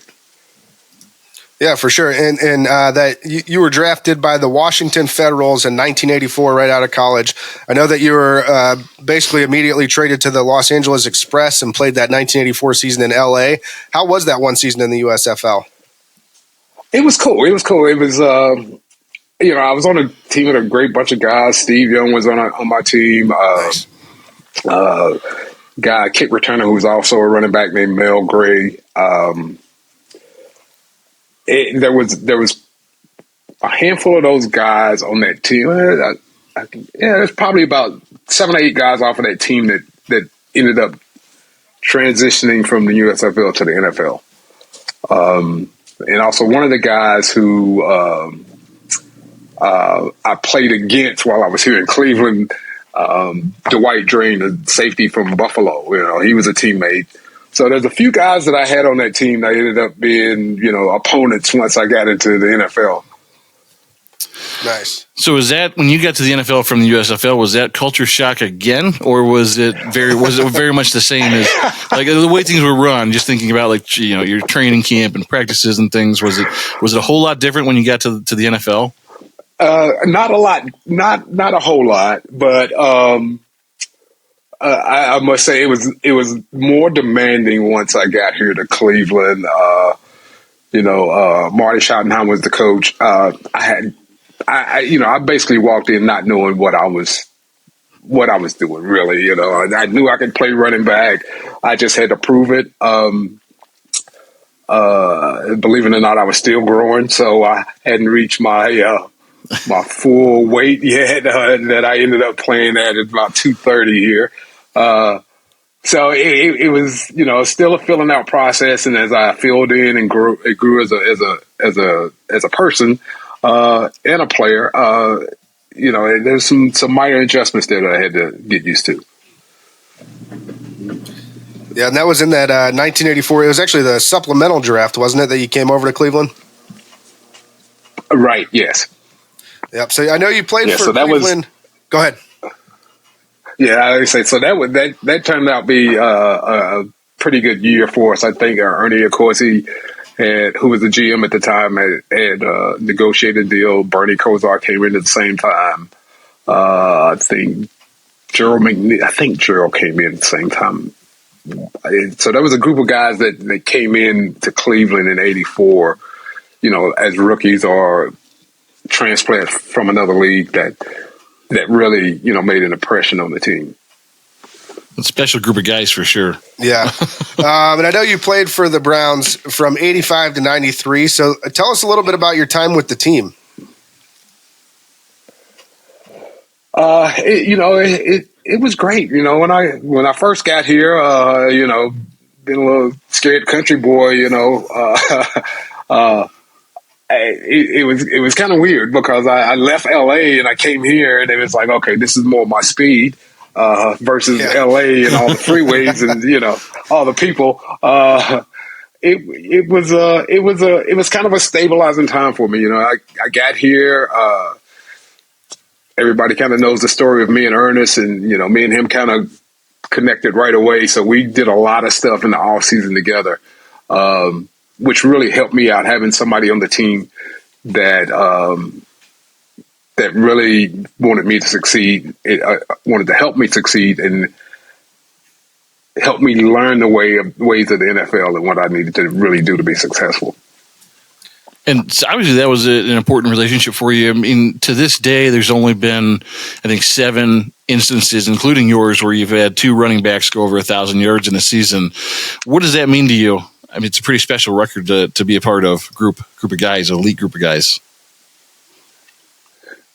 It's pretty special that we were able to accomplish that. And I don't think a lot of people realize that it really came down.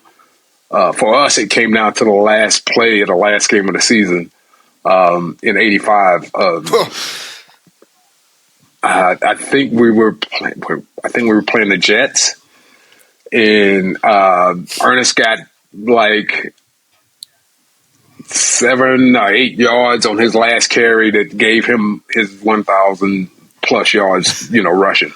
So it was kind of a nail biter right down to the end, but we got it done. Nice.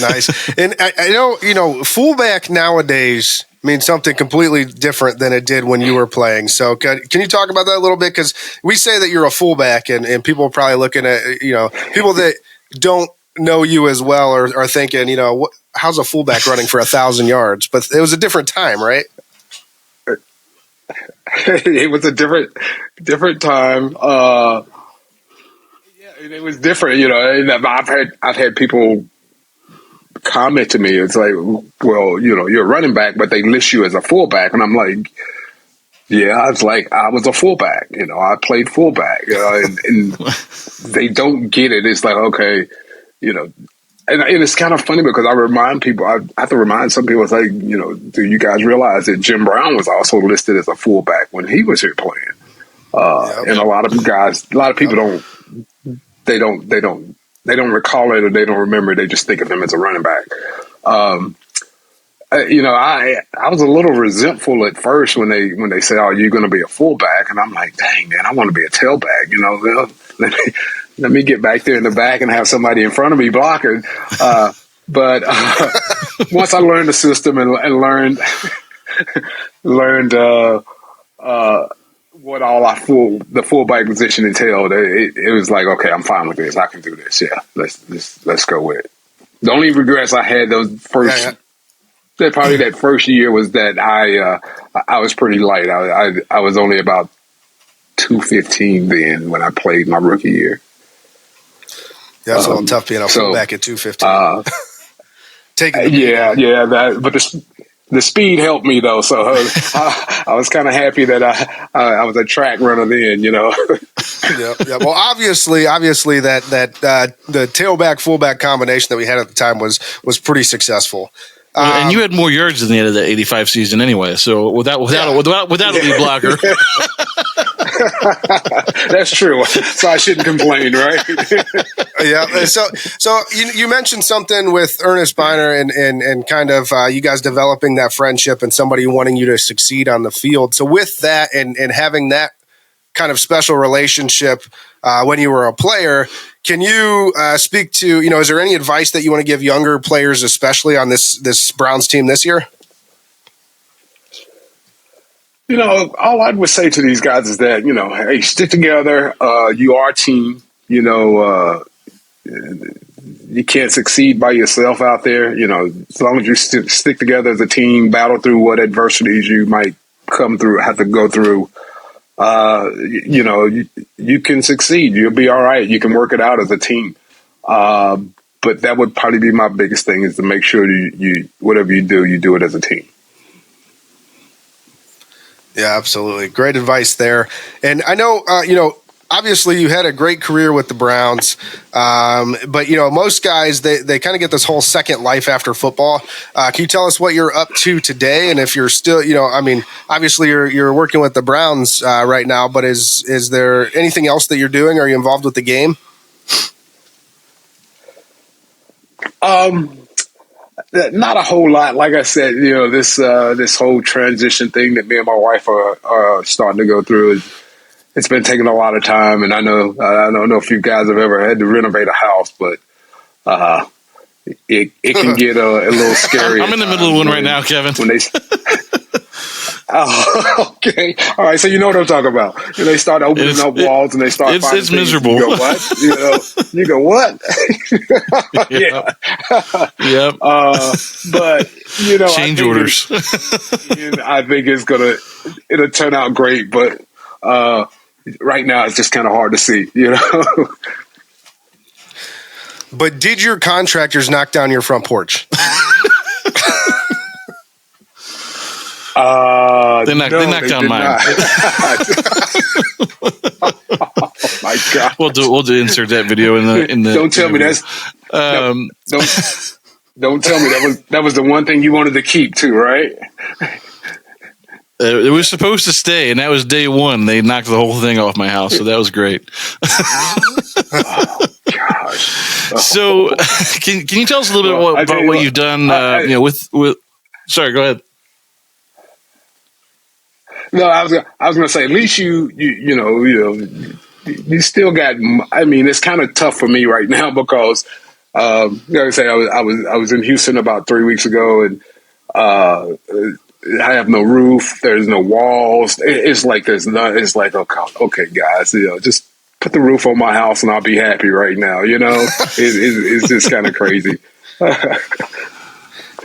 Like, what if it rains? That was my big question too. I'm like, if it rains, are any of my boards going to warp? Is this wood going to hold its place? It's going to. And they were like, yeah, it's fine, but it was 110, so I don't know why I was worried about the rain. Like, it would dry up immediately. It hit the ground and evaporate. So, can you tell us a little bit about the role that you've had with the Browns over the last several years? Yeah, I've this is going on year 16 for me now with the Browns, and this is that I'm actually in my second role. Well, first role, I was in player development with the team, and was working with another former player named Jerry Butler. We were pretty much in the locker room helping guys with whatever problems they might have off the field, dealing with stuff. It's kind of a hard role to explain, but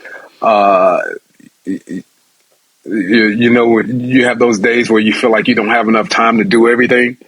So we're basically there helping advise them on how to handle their day-to-day life. Also, while trying to make the team, if you're in training camp, just basic things that most guys don't really think about when they're in the middle of something like that. Because when you think about it, if you're at a team and you're trying to make a team, there's a lot of things going on in your life that don't stand still, and you still have to handle those things. So that was my role then. Now I am in alumni relations. At one point, I was running the alumni relations department for the Browns. But probably the last 2-3 years, I've moved over to be a consultant, kind of anticipating my move and just kind of giving somebody else an opportunity to come in and learn what I did with alumni and how to keep them happy when they're doing stuff for the organization and they're looking to come to games and stuff like that. We always help our guys out in trying to make sure they support the team. Awesome. Yeah.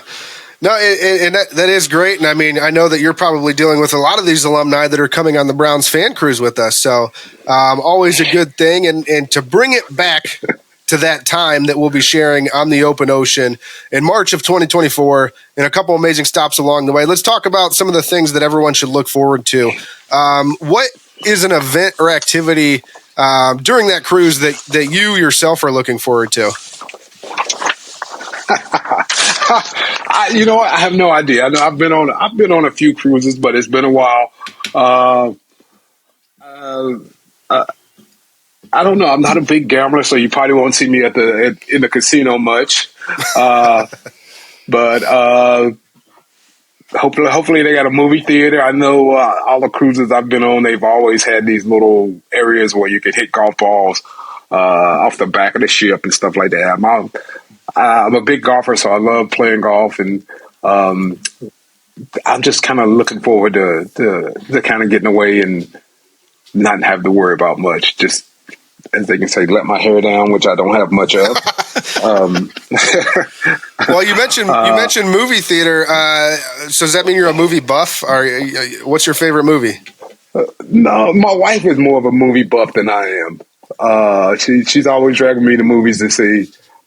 Sometimes we'll go see them, and the next day I can't hardly remember any of it. So she's always like, "Oh, you wasn't paying attention, or you wasn't doing this." Or I was like, "No, I enjoy good movies." So I'm into more of the thriller types, and then the action movies. So you give me a little action, I'm always awake and paying attention to those. Nice. Sometimes it's just nice to be in a dark room with some popcorn, right? Yeah, that's true too. Yeah. No, that's great, and I know that the fans will be able to kind of mingle with the alumni as well. There's not going to be any red ropes or anything like that. So is that something? I mean, I know typically you're going to events and there's this don't cross this line, whatever the case may be, but you're actually going to be able to get up close, and the fans are going to be able to get up close and personal with you guys and talk and actually have conversations with you. So I'm sure that's going to be a little bit different as well. Are you looking forward to that? Yeah. Being here in Cleveland, get recognized a lot. So I actually do interact with a lot of people just out on my own, everyday life here in Cleveland. It's kind of funny because I played at 230. So I'm down to 195 now. So a lot of people, I'll walk by them and they'll give me a double take and they're not sure. They'll look like, and they'll go, "Are you?" And then I think they'll call out somebody's name and it's not me. And I'm like, "No, you got the wrong guy." And then when I tell them who I am, they go, "Oh my God." They be like, "Oh God, you look great." It's like, "How did you lose so much weight?" But it's kind of funny to see some of the reactions sometimes, and then it's always great for us as former players here in Cleveland to have conversations with our fans and stuff here. I know game day, I'm at the stadium on game day, and I always have quite a few interactions with fans who are there. Awesome. So this is just another day for you, except it's on a cruise. Yeah. So I'm looking forward to it. So you're built more like a basketball player now. What is your secret to your fitness? There's no secret. I just cut back on what I was. You always got to cut back on what you're eating. You hate to do it, but as you get older, I turned 61 in August, so. My wife keeps reminding me, "Hey, you're not as young as you used to be," and I'm like, "Yeah, I've realized that." And then you have aches and pains from playing the game. So some of the injuries and stuff that you have sometimes require you to get to a lower weight where you can manage your pain. Like I have a knee that I need replaced, so. Instead of going and getting it replaced, I figured I could lose some weight and put it off for a couple more years before I have to really do it. That's fair. I would rather have my own knee than a fake knee.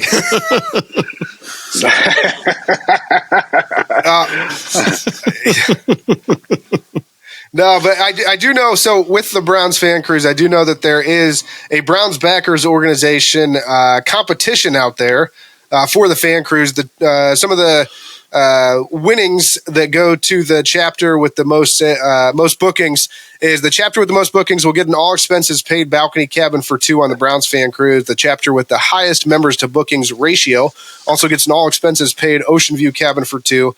All members of the winning chapter will receive a specialty dining pass for two guests, and all members of the winning chapter will receive a Browns fan cruise commemorative Cleveland Browns autographed football. So do you have anything you want to say to Browns backers across the nation and honestly the world, because we know they're everywhere, specifically? Yeah, I mean, I think those guys are great. I mean, I think about the amount of Browns backers that were around when I played. I mean, we had quite a few, but I think it's exploded over the years. Since I've been back with the team, in my first role, I did traveling on game day with the team, whether it was especially on away games. Me and the other guy, we would alternate away games and travel. So in traveling with the team, I just noticed that the crowds at the away games got bigger and bigger. And I'm not talking about, the home team. I'm talking about Browns backers folks. And through the years, I've had more and more Browns backers reach out, contact me to do events. One right near my hometown in Charlotte. I was there about 3 years ago or so. I think it was right before the pandemic when we played the Panthers down there. So they actually had brought me in, had me as a guest there, and I thought it was just mind-boggling that there was a Browns backers organization in Charlotte, and it was a huge crowd too. I just know over the years, with all the away games that those away visits, the crowds for the Browns are bigger and bigger each year, and that's a great thing. Yeah, for sure. The Browns backers really do some good work. I know even besides cheering on the Browns in our opponents' home cities, they do a lot of charity work. They do a lot of community service. So, they're doing really good things across the nation and, again, across the world. I know I just went to Ireland. There's a Browns backers organization in Dublin. So they're literally everywhere. But yeah, so I mean, good luck to those guys. Hopefully, there's lots of bookings from them because there's a lot of Browns backers that I would like to talk to on the ship. Are you close to wrapping? Because I got a couple questions. Yeah. Real quick. So, obviously the fact that you played in the backfield for the Cleveland Browns for a long time and have been involved in the alumni side of things. I just didn't know, given that this year we lost the great Jim Brown, if you had any special memory or just words to say about just any, your relationship with him, or just anything special that you might want to bring up here. Oh, Jim was he was a great friend. It's interesting that you say that because when I came back to the Browns in 2007, me and Jim had offices beside each other. So it was kind of funny at times because I guess he found out I played golf. And Jim he's a big golf fan. He loves to play golf. I think any and every time he came to Cleveland, he wanted to play golf. So at one point during our I think it was course. No, I could have been training. I think it was training camp. One year he came in almost every day to ask me to go play golf. And I'm like, Jim, I'm getting fired trying to go out and play golf with you every day. I was like, you're cool, you're safe. But me, I think they'll let me go in a heartbeat. So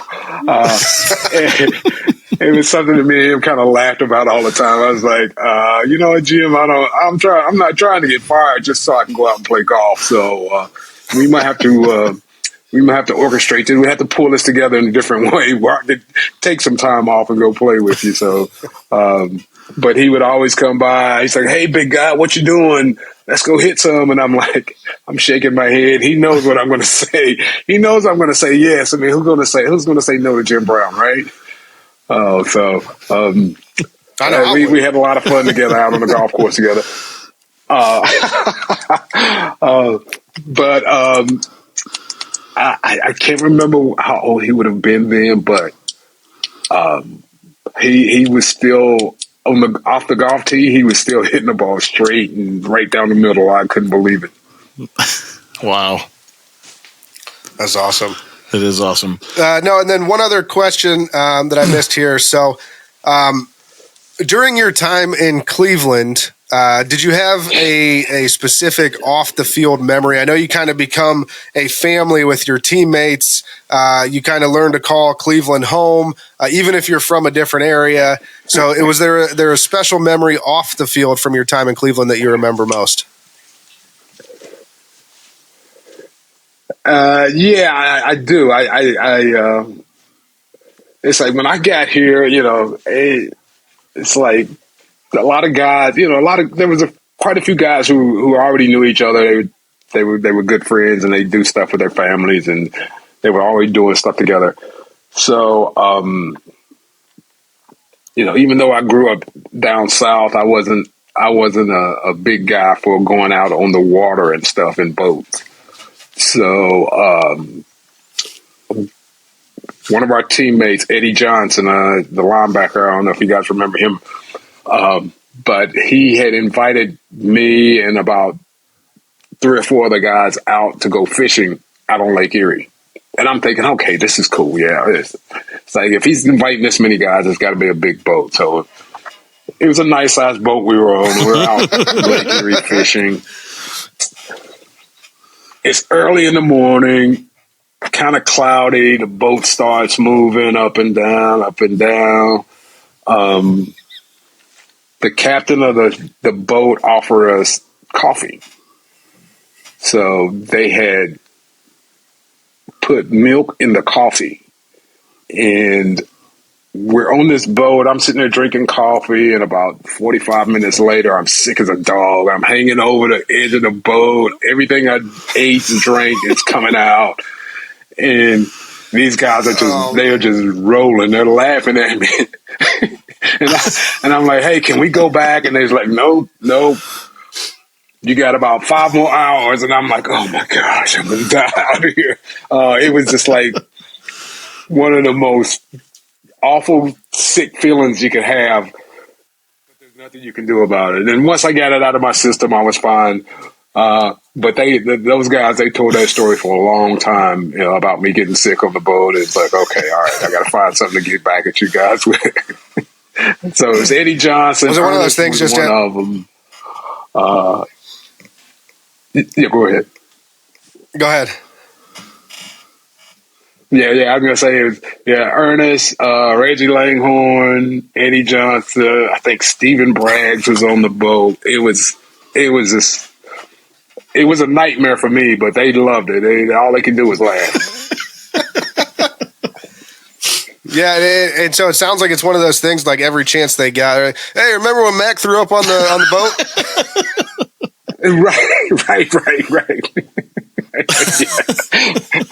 Yeah. So fun times. Still a little stuff like that you run into with you have with your teammates that kind of bring you a little closer together. And also, leave you with a little bit of, okay, I got to pay these guys back too. Yeah. Yep. Awesome. No, great story. Appreciate the candid look back there. I know we're running up against time here. We really appreciate all the time you spent with us, but I did want to get just your thoughts on this year's Browns team in the season and any expectations you have for this year.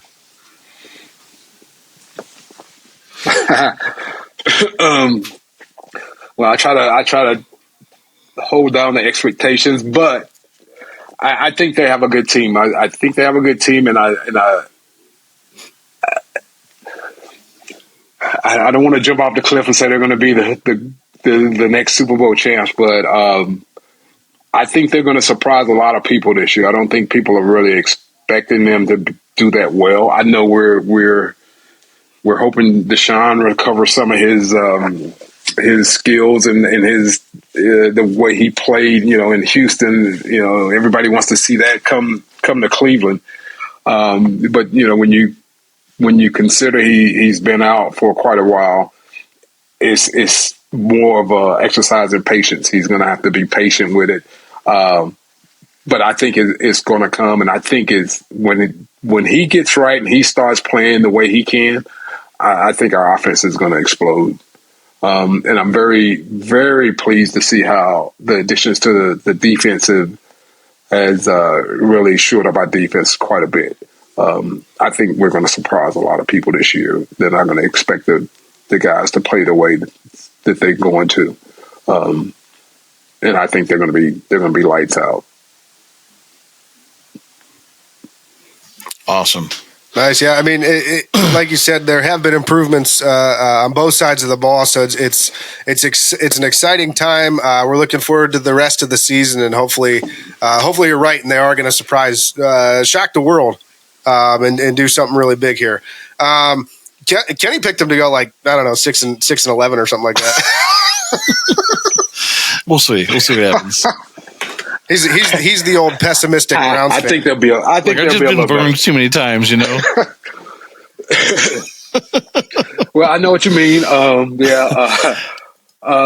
It's just when you think about it, it's a different game. They approach the game differently these days. When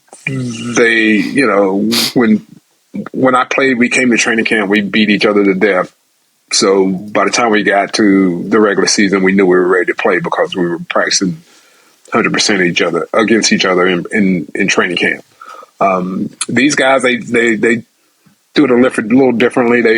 They kind of ease their way into it. They don't want to get anybody injured or lose anybody during training camp or preseason. So they don't have as many snaps in preseason as we used to have. So that kind of slows their progress at the beginning of the season. And I think that's, it's just my opinion. That's what you see, from different teams around the league. It just depends on how they're playing, how they're practicing during training camp, and how much effort they're really putting into it to simulate 100%, on the field. So it usually takes guys, a game or two to get caught up. But once they do get caught up, then they start rolling. Fair. Yeah, and I think we've seen that especially the last couple of years as training camp has kind of been, I hate to use the word softer, but it's just been, it's minimized a bit. Yeah, the impact on the players and things like that. We've seen exactly what you're talking about, and it takes usually 2, 3, 4 weeks for them to ramp up in the regular season. So, yeah.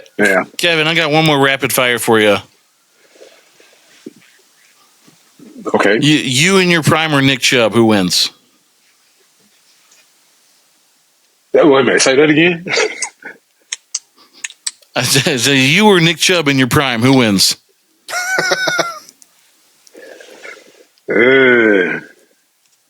Probably Nick. I would give it to him. He has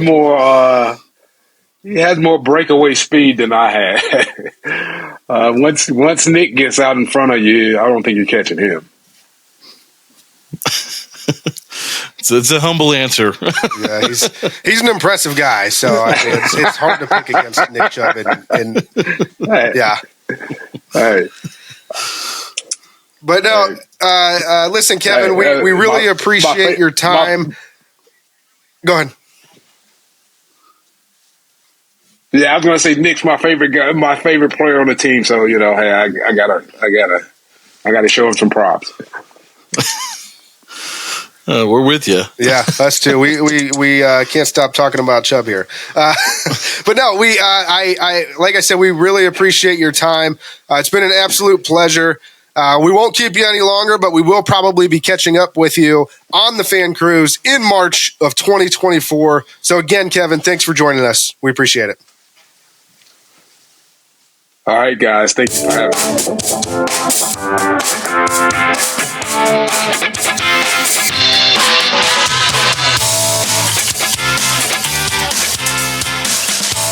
I'm Kevin Mack, and you're listening to Burning River Sportscast. Go Browns.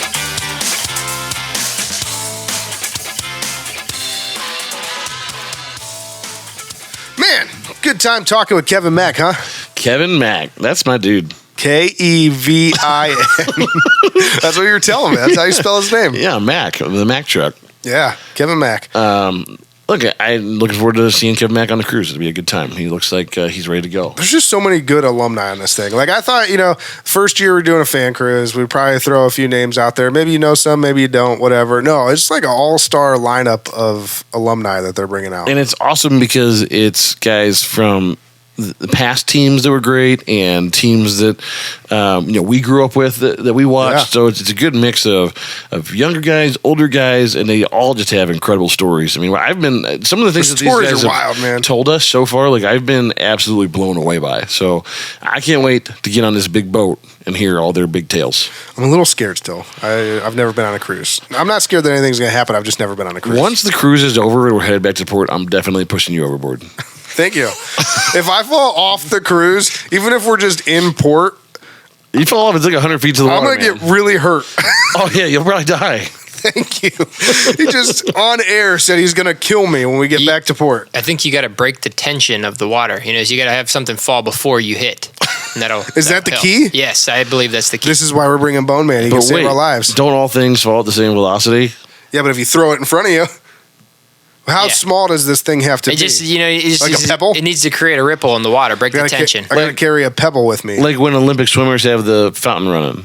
Yeah, exactly. So you could spit, maybe. Yeah. I actually have some things in the Facts for Daysport that might help you with this. Okay, we'll get there in a minute. But for now, let's get into the Week 6 preview.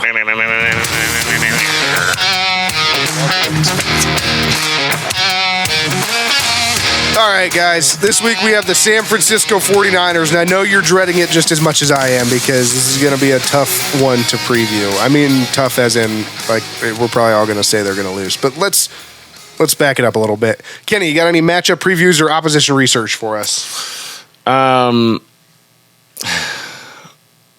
It's going to be a tough game. Genius! Hot take by Kenny Thunder. Look, the 49ers are 5-0. They got the whiz kid, Mr. Relevant, back there at quarterback. Great, well-coached team on both sides of the ball. They've got stability out there. They've got a lot of the same guys. That middle linebacker out there is Warner. Is it Fred Warner? Incredible. They don't have a lot of question marks anywhere on that team right now. No. I think you could pick any matchup and go, yeah, like that's going to be tough. There's going to be a matchup there. We'll see what happens. So the two I did highlight two of them, so I'm just going to throw those out there. The first one is the Browns offensive line versus the 49ers defensive line. And you might be saying, why is this a highlighted matchup? Well, I'll tell you why. Because our offensive line has been ass, and their defensive line has been unbelievable. So the game may be won for them and lost for us just simply right here. Like, this may be the entire game. I mean, obviously, Nick Bosa, phenomenal. Javon Hargrave, you don't find much more defenders more stout than Javon Hargrave and Eric Armstead in the middle. Clelin Ferrell, he had a good game this weekend, so I don't know. I mean, he's just as capable as anybody else in the defensive line of having a good game. So, like I said, I think that Fred Warner at linebacker is just an absolute monster. So, I think the things that defensive line does opens up holes for him to make impact plays. Yep. And then next up here, Browns DBs versus Brock Purdy. And I put this one in here because I think it's interesting. The Browns DBs have been solid. And Brock Purdy has apparently been really good too. But I don't know if he's just been uber efficient or he's actually like a really good quarterback. I don't really know. I don't get to see enough Brock Purdy to really make a good judgment call on him. I would say this. I just said there's no question marks on that team. Brock Purdy is the one question mark that's on that team. Now that he's bad, we're going to lose them the game. I just still don't know. It feels almost like, how long is this going to last? Yeah, like I just don't know what he is exactly. Yeah, he's better than Trey Lance. He's proven to obviously be someone that they have confidence in, that they would trade Trey Lance away for. Obviously, he does nothing but win. All I do is win, no matter what. But I just wonder, like, the song is just not to be used with or without. All roads lead back to Baker Mayfield, right? There's a reason. There's a reason Baker wanted to go to San Francisco, when he got... Nobody's going to listen to this episode. It's just all Baker Mayfield. When he got flipped around last year, he wanted to go to San Francisco because they have a really good football team around them. Yeah. So whether it was Brock, but would Kirk Cousins be effective in San Francisco right now? Like, would they be 5-0 with Kirk Cousins? Yeah, probably. Probably. So that's what I mean. Like, especially because Kirk Cousins thrown for like some stupid amount of yards so far this season. Like, I'm not saying the Brock Purdy's trash. I'm just saying I don't know what Brock Purdy is really. He's played 10 NFL games. I think, to your point, I think the team covers up a lot of his blemishes. Yeah, I think if there are things about his game that aren't that strong yet, he's got so many playmakers around him and so much veteran leadership and good coaching around him that it insulates him from making mistakes that are really, really bad. Yeah. So again, that's part of why I put that in is like a matchup to watch, is because I just don't get to see enough Brock Purdy to make a real judgment on what he actually is. All he does is win, though. Yeah, that's true. And speaking of which, the 49ers as a team, you mentioned it already, they have a 5-0 record. They're coming off a dominant win over the Cowboys. And here's the deal. I hate to say this because we are Browns fans here. We root for the Browns. We want the Browns to do well. But their team is just better right now. The Browns are not in a good place at the moment. We have all kinds of things going on off the field, as far as injuries, non-injuries, pointing fingers, who knows what's going on. And we're just not in a good place right now, and they're in a phenomenal place. So I think this is going to be probably the biggest test of the rest of the year.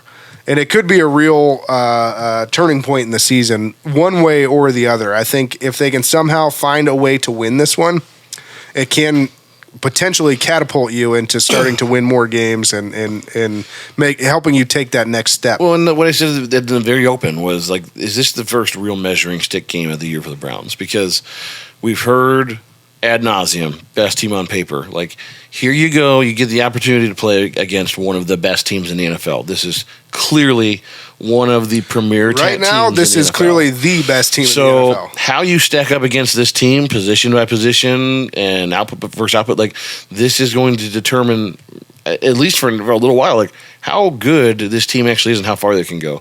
Because you really haven't had a test like this against a good team. You've kind of played down to every opponent that you played with, and you got burned a couple times, and you came out on the right side a couple times. So this is a team that's not going to let you beat them. You're going to have to take it. Yeah, I agree. And I will say, conversely, if they get blown out in this one, I mean, that could, we're seeing all the finger pointing already starting behind the scenes here, and it could just get exponentially it's gonna get ugly. The whole thing could literally just implode yet again, like we're used to seing in Cleveland Browns history. The Browns are going to be searching for another bye if they get blown out this week. Yeah. So we'll see.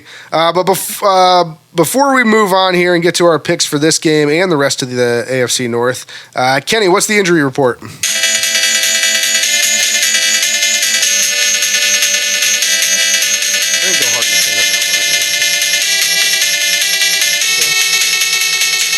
All right.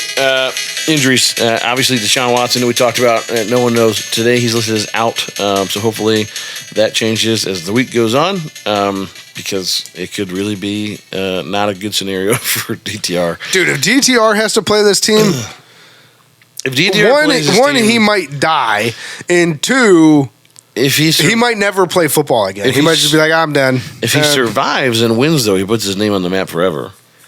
If DTR plays and wins this game, all those conversations that were put to bed last week are going to start up just that quick again. Right. He'll be the franchise quarterback. Oh, God. I love being a Cleveland Browns fan. It's the best. I fucking love it. Pochik, questionable, considered day-to-day. Along with the rest of our offensive line. Yeah, that was during the Titans' loss. Or the Ravens' loss. Because we beat the Titans. Myles Garrett also listed as questionable. He's always questionable. Dealing with a left foot injury as well. But Myles Garrett's always questionable. He's always listed with like left foot, right shoulder, rib. Like he has like 6 injuries. I've noticed is he still has all that kinetic tape on his shoulder from the car accident last year. Kinetic tape though is like one of those things that if players use it for a while and it feels good, they just keep using it. I guess so. It's like a drug. Alex Wright, questionable. And exited Sunday's game against the Ravens with a chest injury is all they're calling it. So those are the big names out right now. Again, I think Myles Garrett probably plays. Deshaun Watson we're hoping plays. Don't know about Alex Wright or Ethan Pochik at this point, and the rest of these guys are injured reserve. On the injury front for the San Francisco 49ers, Elijah Mitchell is listed currently as out. And he's really the only one. I mean, that team is pretty healthy right now. They've got a couple of guys on injured reserve and PUP, but I mean, obviously they're a great team, but that probably plays into why they're 5-0. Yeah, I mean, every other team it seems like in the injury NFL bug is destroyed right now. Is a real thing, and to only have one guy really that's even in the last month that's got banged up. That's impressive. So needless fully to healthy say, 49ers team against a not so healthy Cleveland Browns team with a quarterback that we don't know who's going to play or when. Which is weird because we're coming out of the bye. We should be healthy, but you'd think that. Anyways, players to watch. Let's go ahead and go around the horn here, boys, and we'll start with Bone Man. Who you got? Who's your player to watch in this game? I got to say Myles Garrett. I think our defense needs to set the tone this week, and just get on Purdy and make some moves. Get on Purdy. Our defense has got to keep us in the game. I was kind of thinking back to the Pittsburgh game. I felt like there was some really hard hitting that Monday night. Pittsburgh, hit us too, but I feel like the Browns D was rocking some people as well. So hopefully bring some smash mouth AFC North football against them San Francisco 49ers. I like it. Kenny? I think the running game has to be there for us to win the game. It's been non-existent since Nick Chubb went down. Pierre Strong has led the Browns in rushing the last 2 times out from the running back perspective.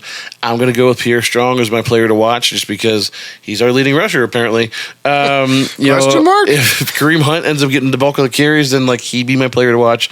Same for Jerome Ford. I just don't. I mean, at this point, we'll just say lead back. Lead whoever ends up being the lead back because they probably have to rush for 100. I guarantee you, we come back next week, they all get 6 carries. Yeah, but Pierre Strong will probably have 6 carries for 29 yards and he'll be a leading back. So lead back. At some point, they have to either give him more carries or less these other guys less because he's their leading rusher every week.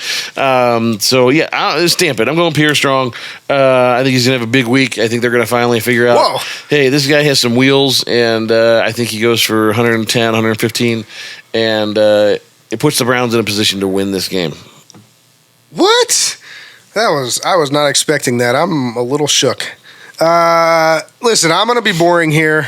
But, I mean, it's true. I'm going with Deshaun Watson just because we don't know if he's going to play. If he does play, is he going to be effective? I mean, technically he's out right now, so you can't even pick him. You have to pick DTR. Well, even still, I guess I would go with DTR if he was the one playing. But no, we're still. I mentioned it earlier in the show. We're still waiting on Deshaun to earn any part of his $230 million. We're still waiting on more than a mere glimpse of the player he was in Houston. So those are the things I'm looking for. As you can tell, I'm starting my Deshaun Watson confidence meter is quickly coming farther and farther down, especially with the antics these past couple of weeks. Here's a scary thought. What if he's done? What if he's Russell Wilson? I mean, I agree. He could be washed. What if he's washed? And that is a very scary thought because we did the same thing that the goddamn Denver Broncos did and paid him $200 and some million. Yeah. Yeah, in all of our draft stock. Fuck! Let's move on. King of the North!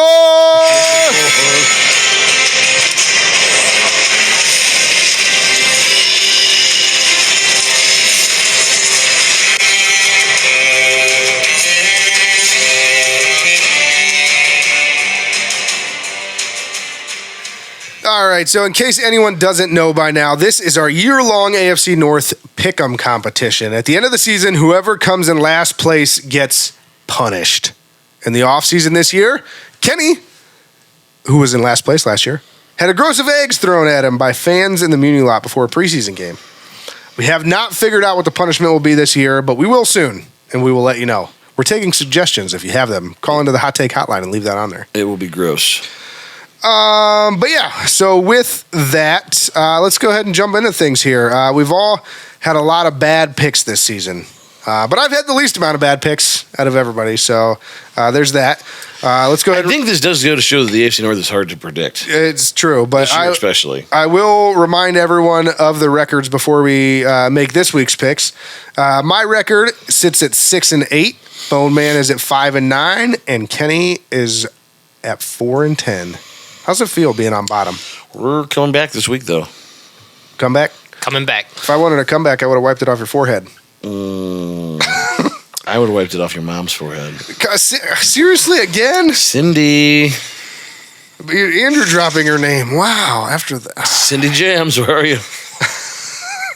All right. Anyways, let's get into these games. The Steelers are on bye this weekend, feeling good with their start to the season. Well, yeah, they're in first place. Fuck them. Yeah. But this week, Baltimore travels to Tennessee to play the Titans. Kenny, who do you got? I'm going Baltimore in this one. I think they got embarrassed last week, losing that game to Pittsburgh. I think they come out on fire this week, and Lamar probably throws for 3 touchdowns and rushes for 100 yards. I think he's just going to have to be the whole team for a while. And Tennessee's, they've played better since we played them, but I just still think they're not very good. Nice. Bowman? Yeah, I got to go Baltimore. Their defense is still stacked. Yeah, Lamar to Mark Andrews. Damn it. So it's going to be a clean sweep again. We're all picking Baltimore. That really burned us last week. Yeah, sure did. Not this week. Not this week, apparently. You heard it from Bone Man first. You heard it straight from his bones. Next up, Seattle visits Cincinnati. We'll go with Bone first. Who you got in this one? Seattle. My man Geno. Seattle. He's going to come into Cincinnati and get a big win for Seattle. Keep their winning winning ways going. All right. I'm going Seattle as well because I think Geno is just still on a resurgence tear. I think that the other thing that Seattle has done in recent weeks really well is run the ball. That helps. And I think that if you look at their running game versus Cincinnati's, Joe Mixon is, again, we've talked about Joe Mixon. Like, Joe Mixon's past his prime, I think. He's still a serviceable back in this league. But I've never been that impressed where I was like, this guy's a top 5 back. I was always pretty unimpressed. So I just think that they're running the ball really well right now. And I think that Geno is a tough out. He's good. He's a tough out. Well, here's where some things may differ because I'm picking Cincinnati in this one. I like them at home. I liked what I saw out of Joe Burrow last week. And I mean, I didn't like it because it's bad for us in the AFC North. But you love Joe Burrow. But Joe Burrow played a lot better last week. Jamar Chase looked like Jamar Chase. I think maybe that calf is finally starting to heal up for Joe Burrow, and I see them getting a big win at home. To keep climbing back into the standings here in the AFC North. You love Joe Burrow, and when the Cincinnati Bengals make the playoffs, you're going to root for them. I will never root for the Cincinnati Bengals. You love them. Next up is the 49ers coming to town to take on our Cleveland Browns. So I will start this one. Guys, I think this is going to be much closer than people think. As much as I've talked bad about the Browns and being the worst football team and just having a trouble competing in certain areas, I do think that the defense is going to come in just balls out. And they're going to bring their balls out. If you just showed up and Myles Garrett was balls out, I'd be afraid. I would be afraid too.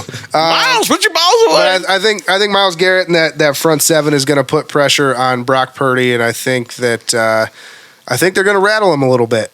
And I think it's going to be a defensive battle, a low-scoring game. I see it. I see the 49ers winning, but my score on this one is like 17-10, 17-13. Somewhere in that range. Bone, what do you got? I want to do a homer pick so bad. Do it. Don't be scared. Man, it could be big. It could be big, right? For my tally there. I also don't want to end up getting destroyed in the punishment. Yeah. I just can't do it. I got to pick the 49ers. Man. I think I'm with you. The eternal optimist has turned on the Cleveland Browns. Our defense is going to show up. What's your score here, Bone? I'm disappointed. Let me give you a score. Disappointed in you, Bone. I don't know. Make it like 2017. Ooh, okay. I was gonna say make it like a wacky one, like 14-2. I almost did it. I almost picked them. You still can, huh? I couldn't do it. Kenny, what do you got? This is usually the time where Kenny's like, I'm going to go against the grain. I'm going to do it here. I'm going to pick the Browns, and they're going to lose. I think the Browns are coming off a bye. The 49ers are making the West Coast trip. That is a good point. There we go. Your argument might swing Bone Man, and he might be like, you know what, I'm gonna change my pick. I still don't know what to make of Brock Purdy, but if there's any defensive coordinator in the league that I think can come up with a game plan to mitigate his effectiveness, I believe it's Jim Schwartz. Are you doing it to him? Are you doing it? Browns 31-20. Do it to him. Did you just say 31-20? You think we're going to score 31 points on the 49ers? Now, let me preface this. This is a Deshaun plays. If DTR plays, we're going to lose by 100. But if Deshaun but you have plays, to make a pick. So, but if Deshaun plays, look, I think this is put up or shut up time, right? Like you got this whole team you spent all this money on, you put all this work in the offseason. They're the best team on paper. We've heard it over and over and over again. You've got $230 million invested in that quarterback. Stand up and act like this is a team that you were built to be. Go out and take it from them. Hell yes. Zach. Change my pick. He's done it.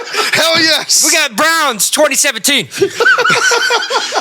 Boneman has changed his pick. Browns 2017. I am the only Browns fan on this show that is not taking the Browns to beat the 5-0 49ers. This is the first pandemonium here. Flip in King of the North history. I think it is. That was wild, man. He's done it to me. I'm so excited. Do you know what that takes us to? That takes us to the Burning River Sportscast Hot Take Hotline. All right, everybody. Don't forget to call the Hot Take Hotline. Remember, these are hot takes. We want to know why the 49ers will lose to the Cleveland Browns. We want to know what is so good about the Browns, why we keep watching them, why there's so many Browns backers organizations. What the hell are we doing with so many fans when we just seem to give our fans heartbreak? But we love them. I love them. We'll take hot takes. I love them so much. We'll take cold takes. We'll take any takes at all. Bring your takes. We want hot takes. We want hot takes. We want hot takes. We want hot takes. 330-227-8080. 330-227-8080. 330-227-8080. Call now. Operators are not standing by. Just in the machine. Just in the machine. And be sure to check out our gear at www.thetapinmedia.com/shop. Go to show specific Burning River Sportscast. That's us. And that'll do it for us, Kenny. So what can we expect next week? What can we expect next week? That's the question I ask. Are you not here? You got no snare in your headphones? I'll tell you what we're going to expect next week. We're going to have a fucking celebration as the big 49ers win. Hell yes! Let's go! And then, of course, we'll follow that up with another interview with the Browns backers chapter. Probably not that one that you wrote into the script because I don't think we played the Titans again. But we will talk with the Browns backers. Central Indiana Browns backers. Better. Yeah. And then we will have another Fan Cruise interview with one of our favorite alumni, John Greco. And then we will preview the Week 7 matchup, which I already fucking did against the Indianapolis Colts. So we don't even have to have that part of the show. But we're going to anyways, because me and Bone would like to talk about it. So don't forget to check us out on social media. Tapin Media is on Facebook, Twitter, and Instagram at The Tapin Media. And Burning River Sportscast, this podcast is on Facebook, Instagram, TikTok, and YouTube at Burning River Sportscast, and on X at Burning River Pod. And don't forget, you can find our podcast wherever you get your podcasts. I'm talking to Apple Podcasts, Spotify, Google Podcasts, Amazon Music, Stitcher, Pandora, iHeartRadio, Podcasts, Good Co, so much more. Oh, yeah, good one. Kenny, you know what that takes us to? Facts for days.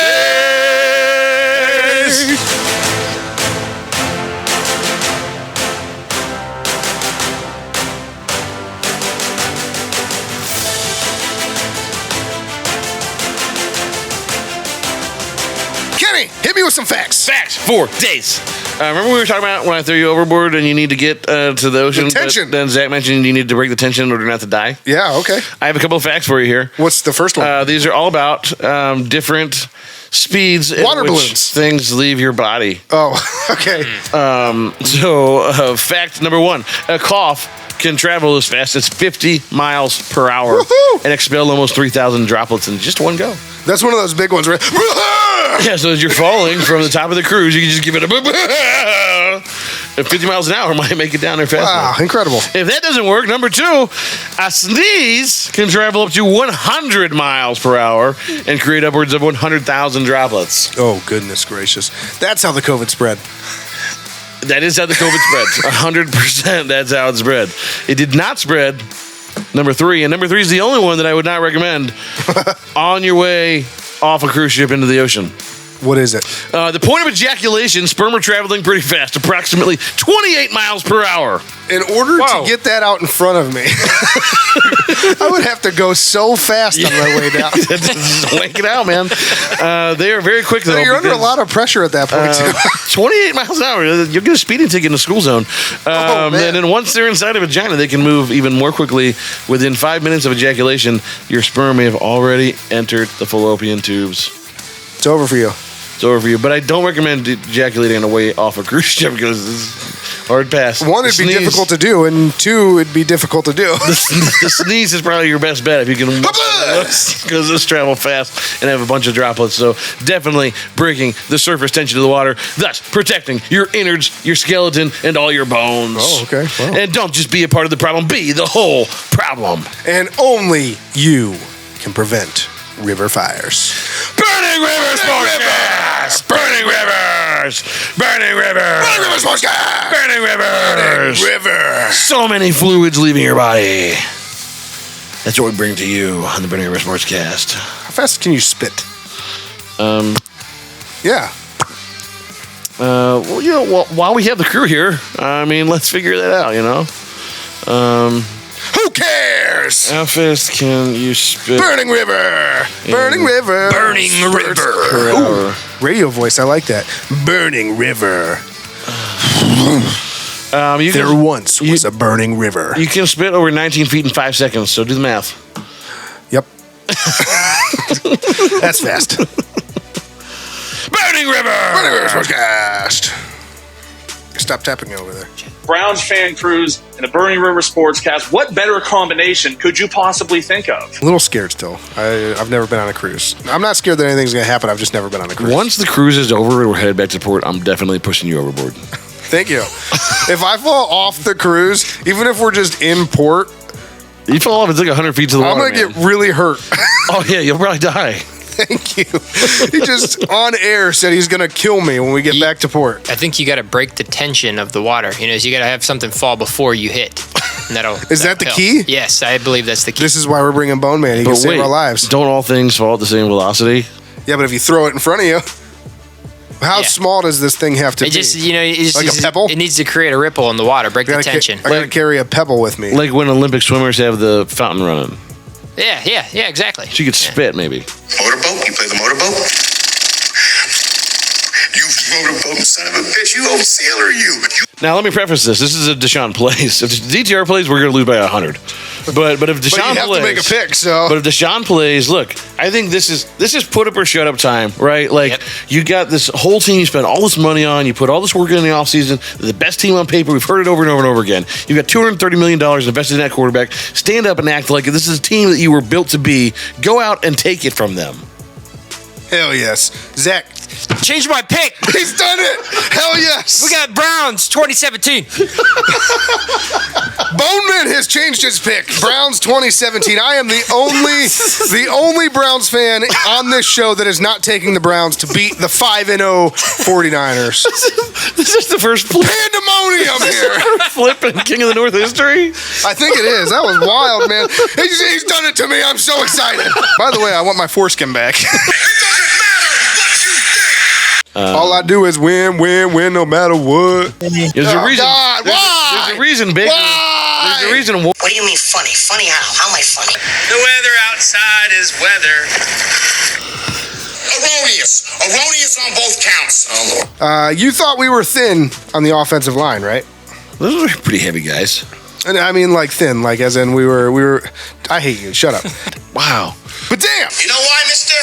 Because you drove a Hyundai to get here tonight. I drove an $80,000 BMW. That's my name. Where's Logo Girl when you need her? I desperately want to make love to a schoolboy. Down goes Anderson! Down goes Anderson! No way! You just finger bang their salad. What? You first get shocked, and then you get the shocker.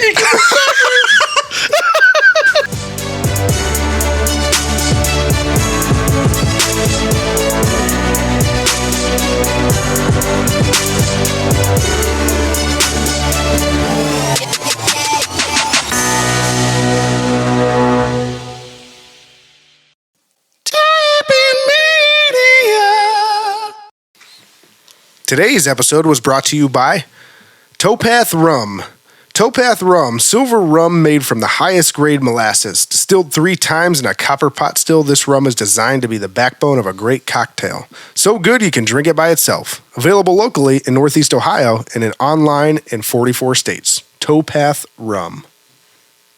Hey Browns fans, this is your chance to join the company of some of the Browns' all-time greats on the first ever Browns fan cruise. Picture this. For 5 unforgettable days, you're sailing across the beautiful Caribbean Sea, reliving the Browns' greatest moments, getting autographs, snapping photos, and celebrating on the beach with your favorite Browns alumni, like Josh Cribbs, Webster Slaughter, Eric Metcalf, and a dozen others.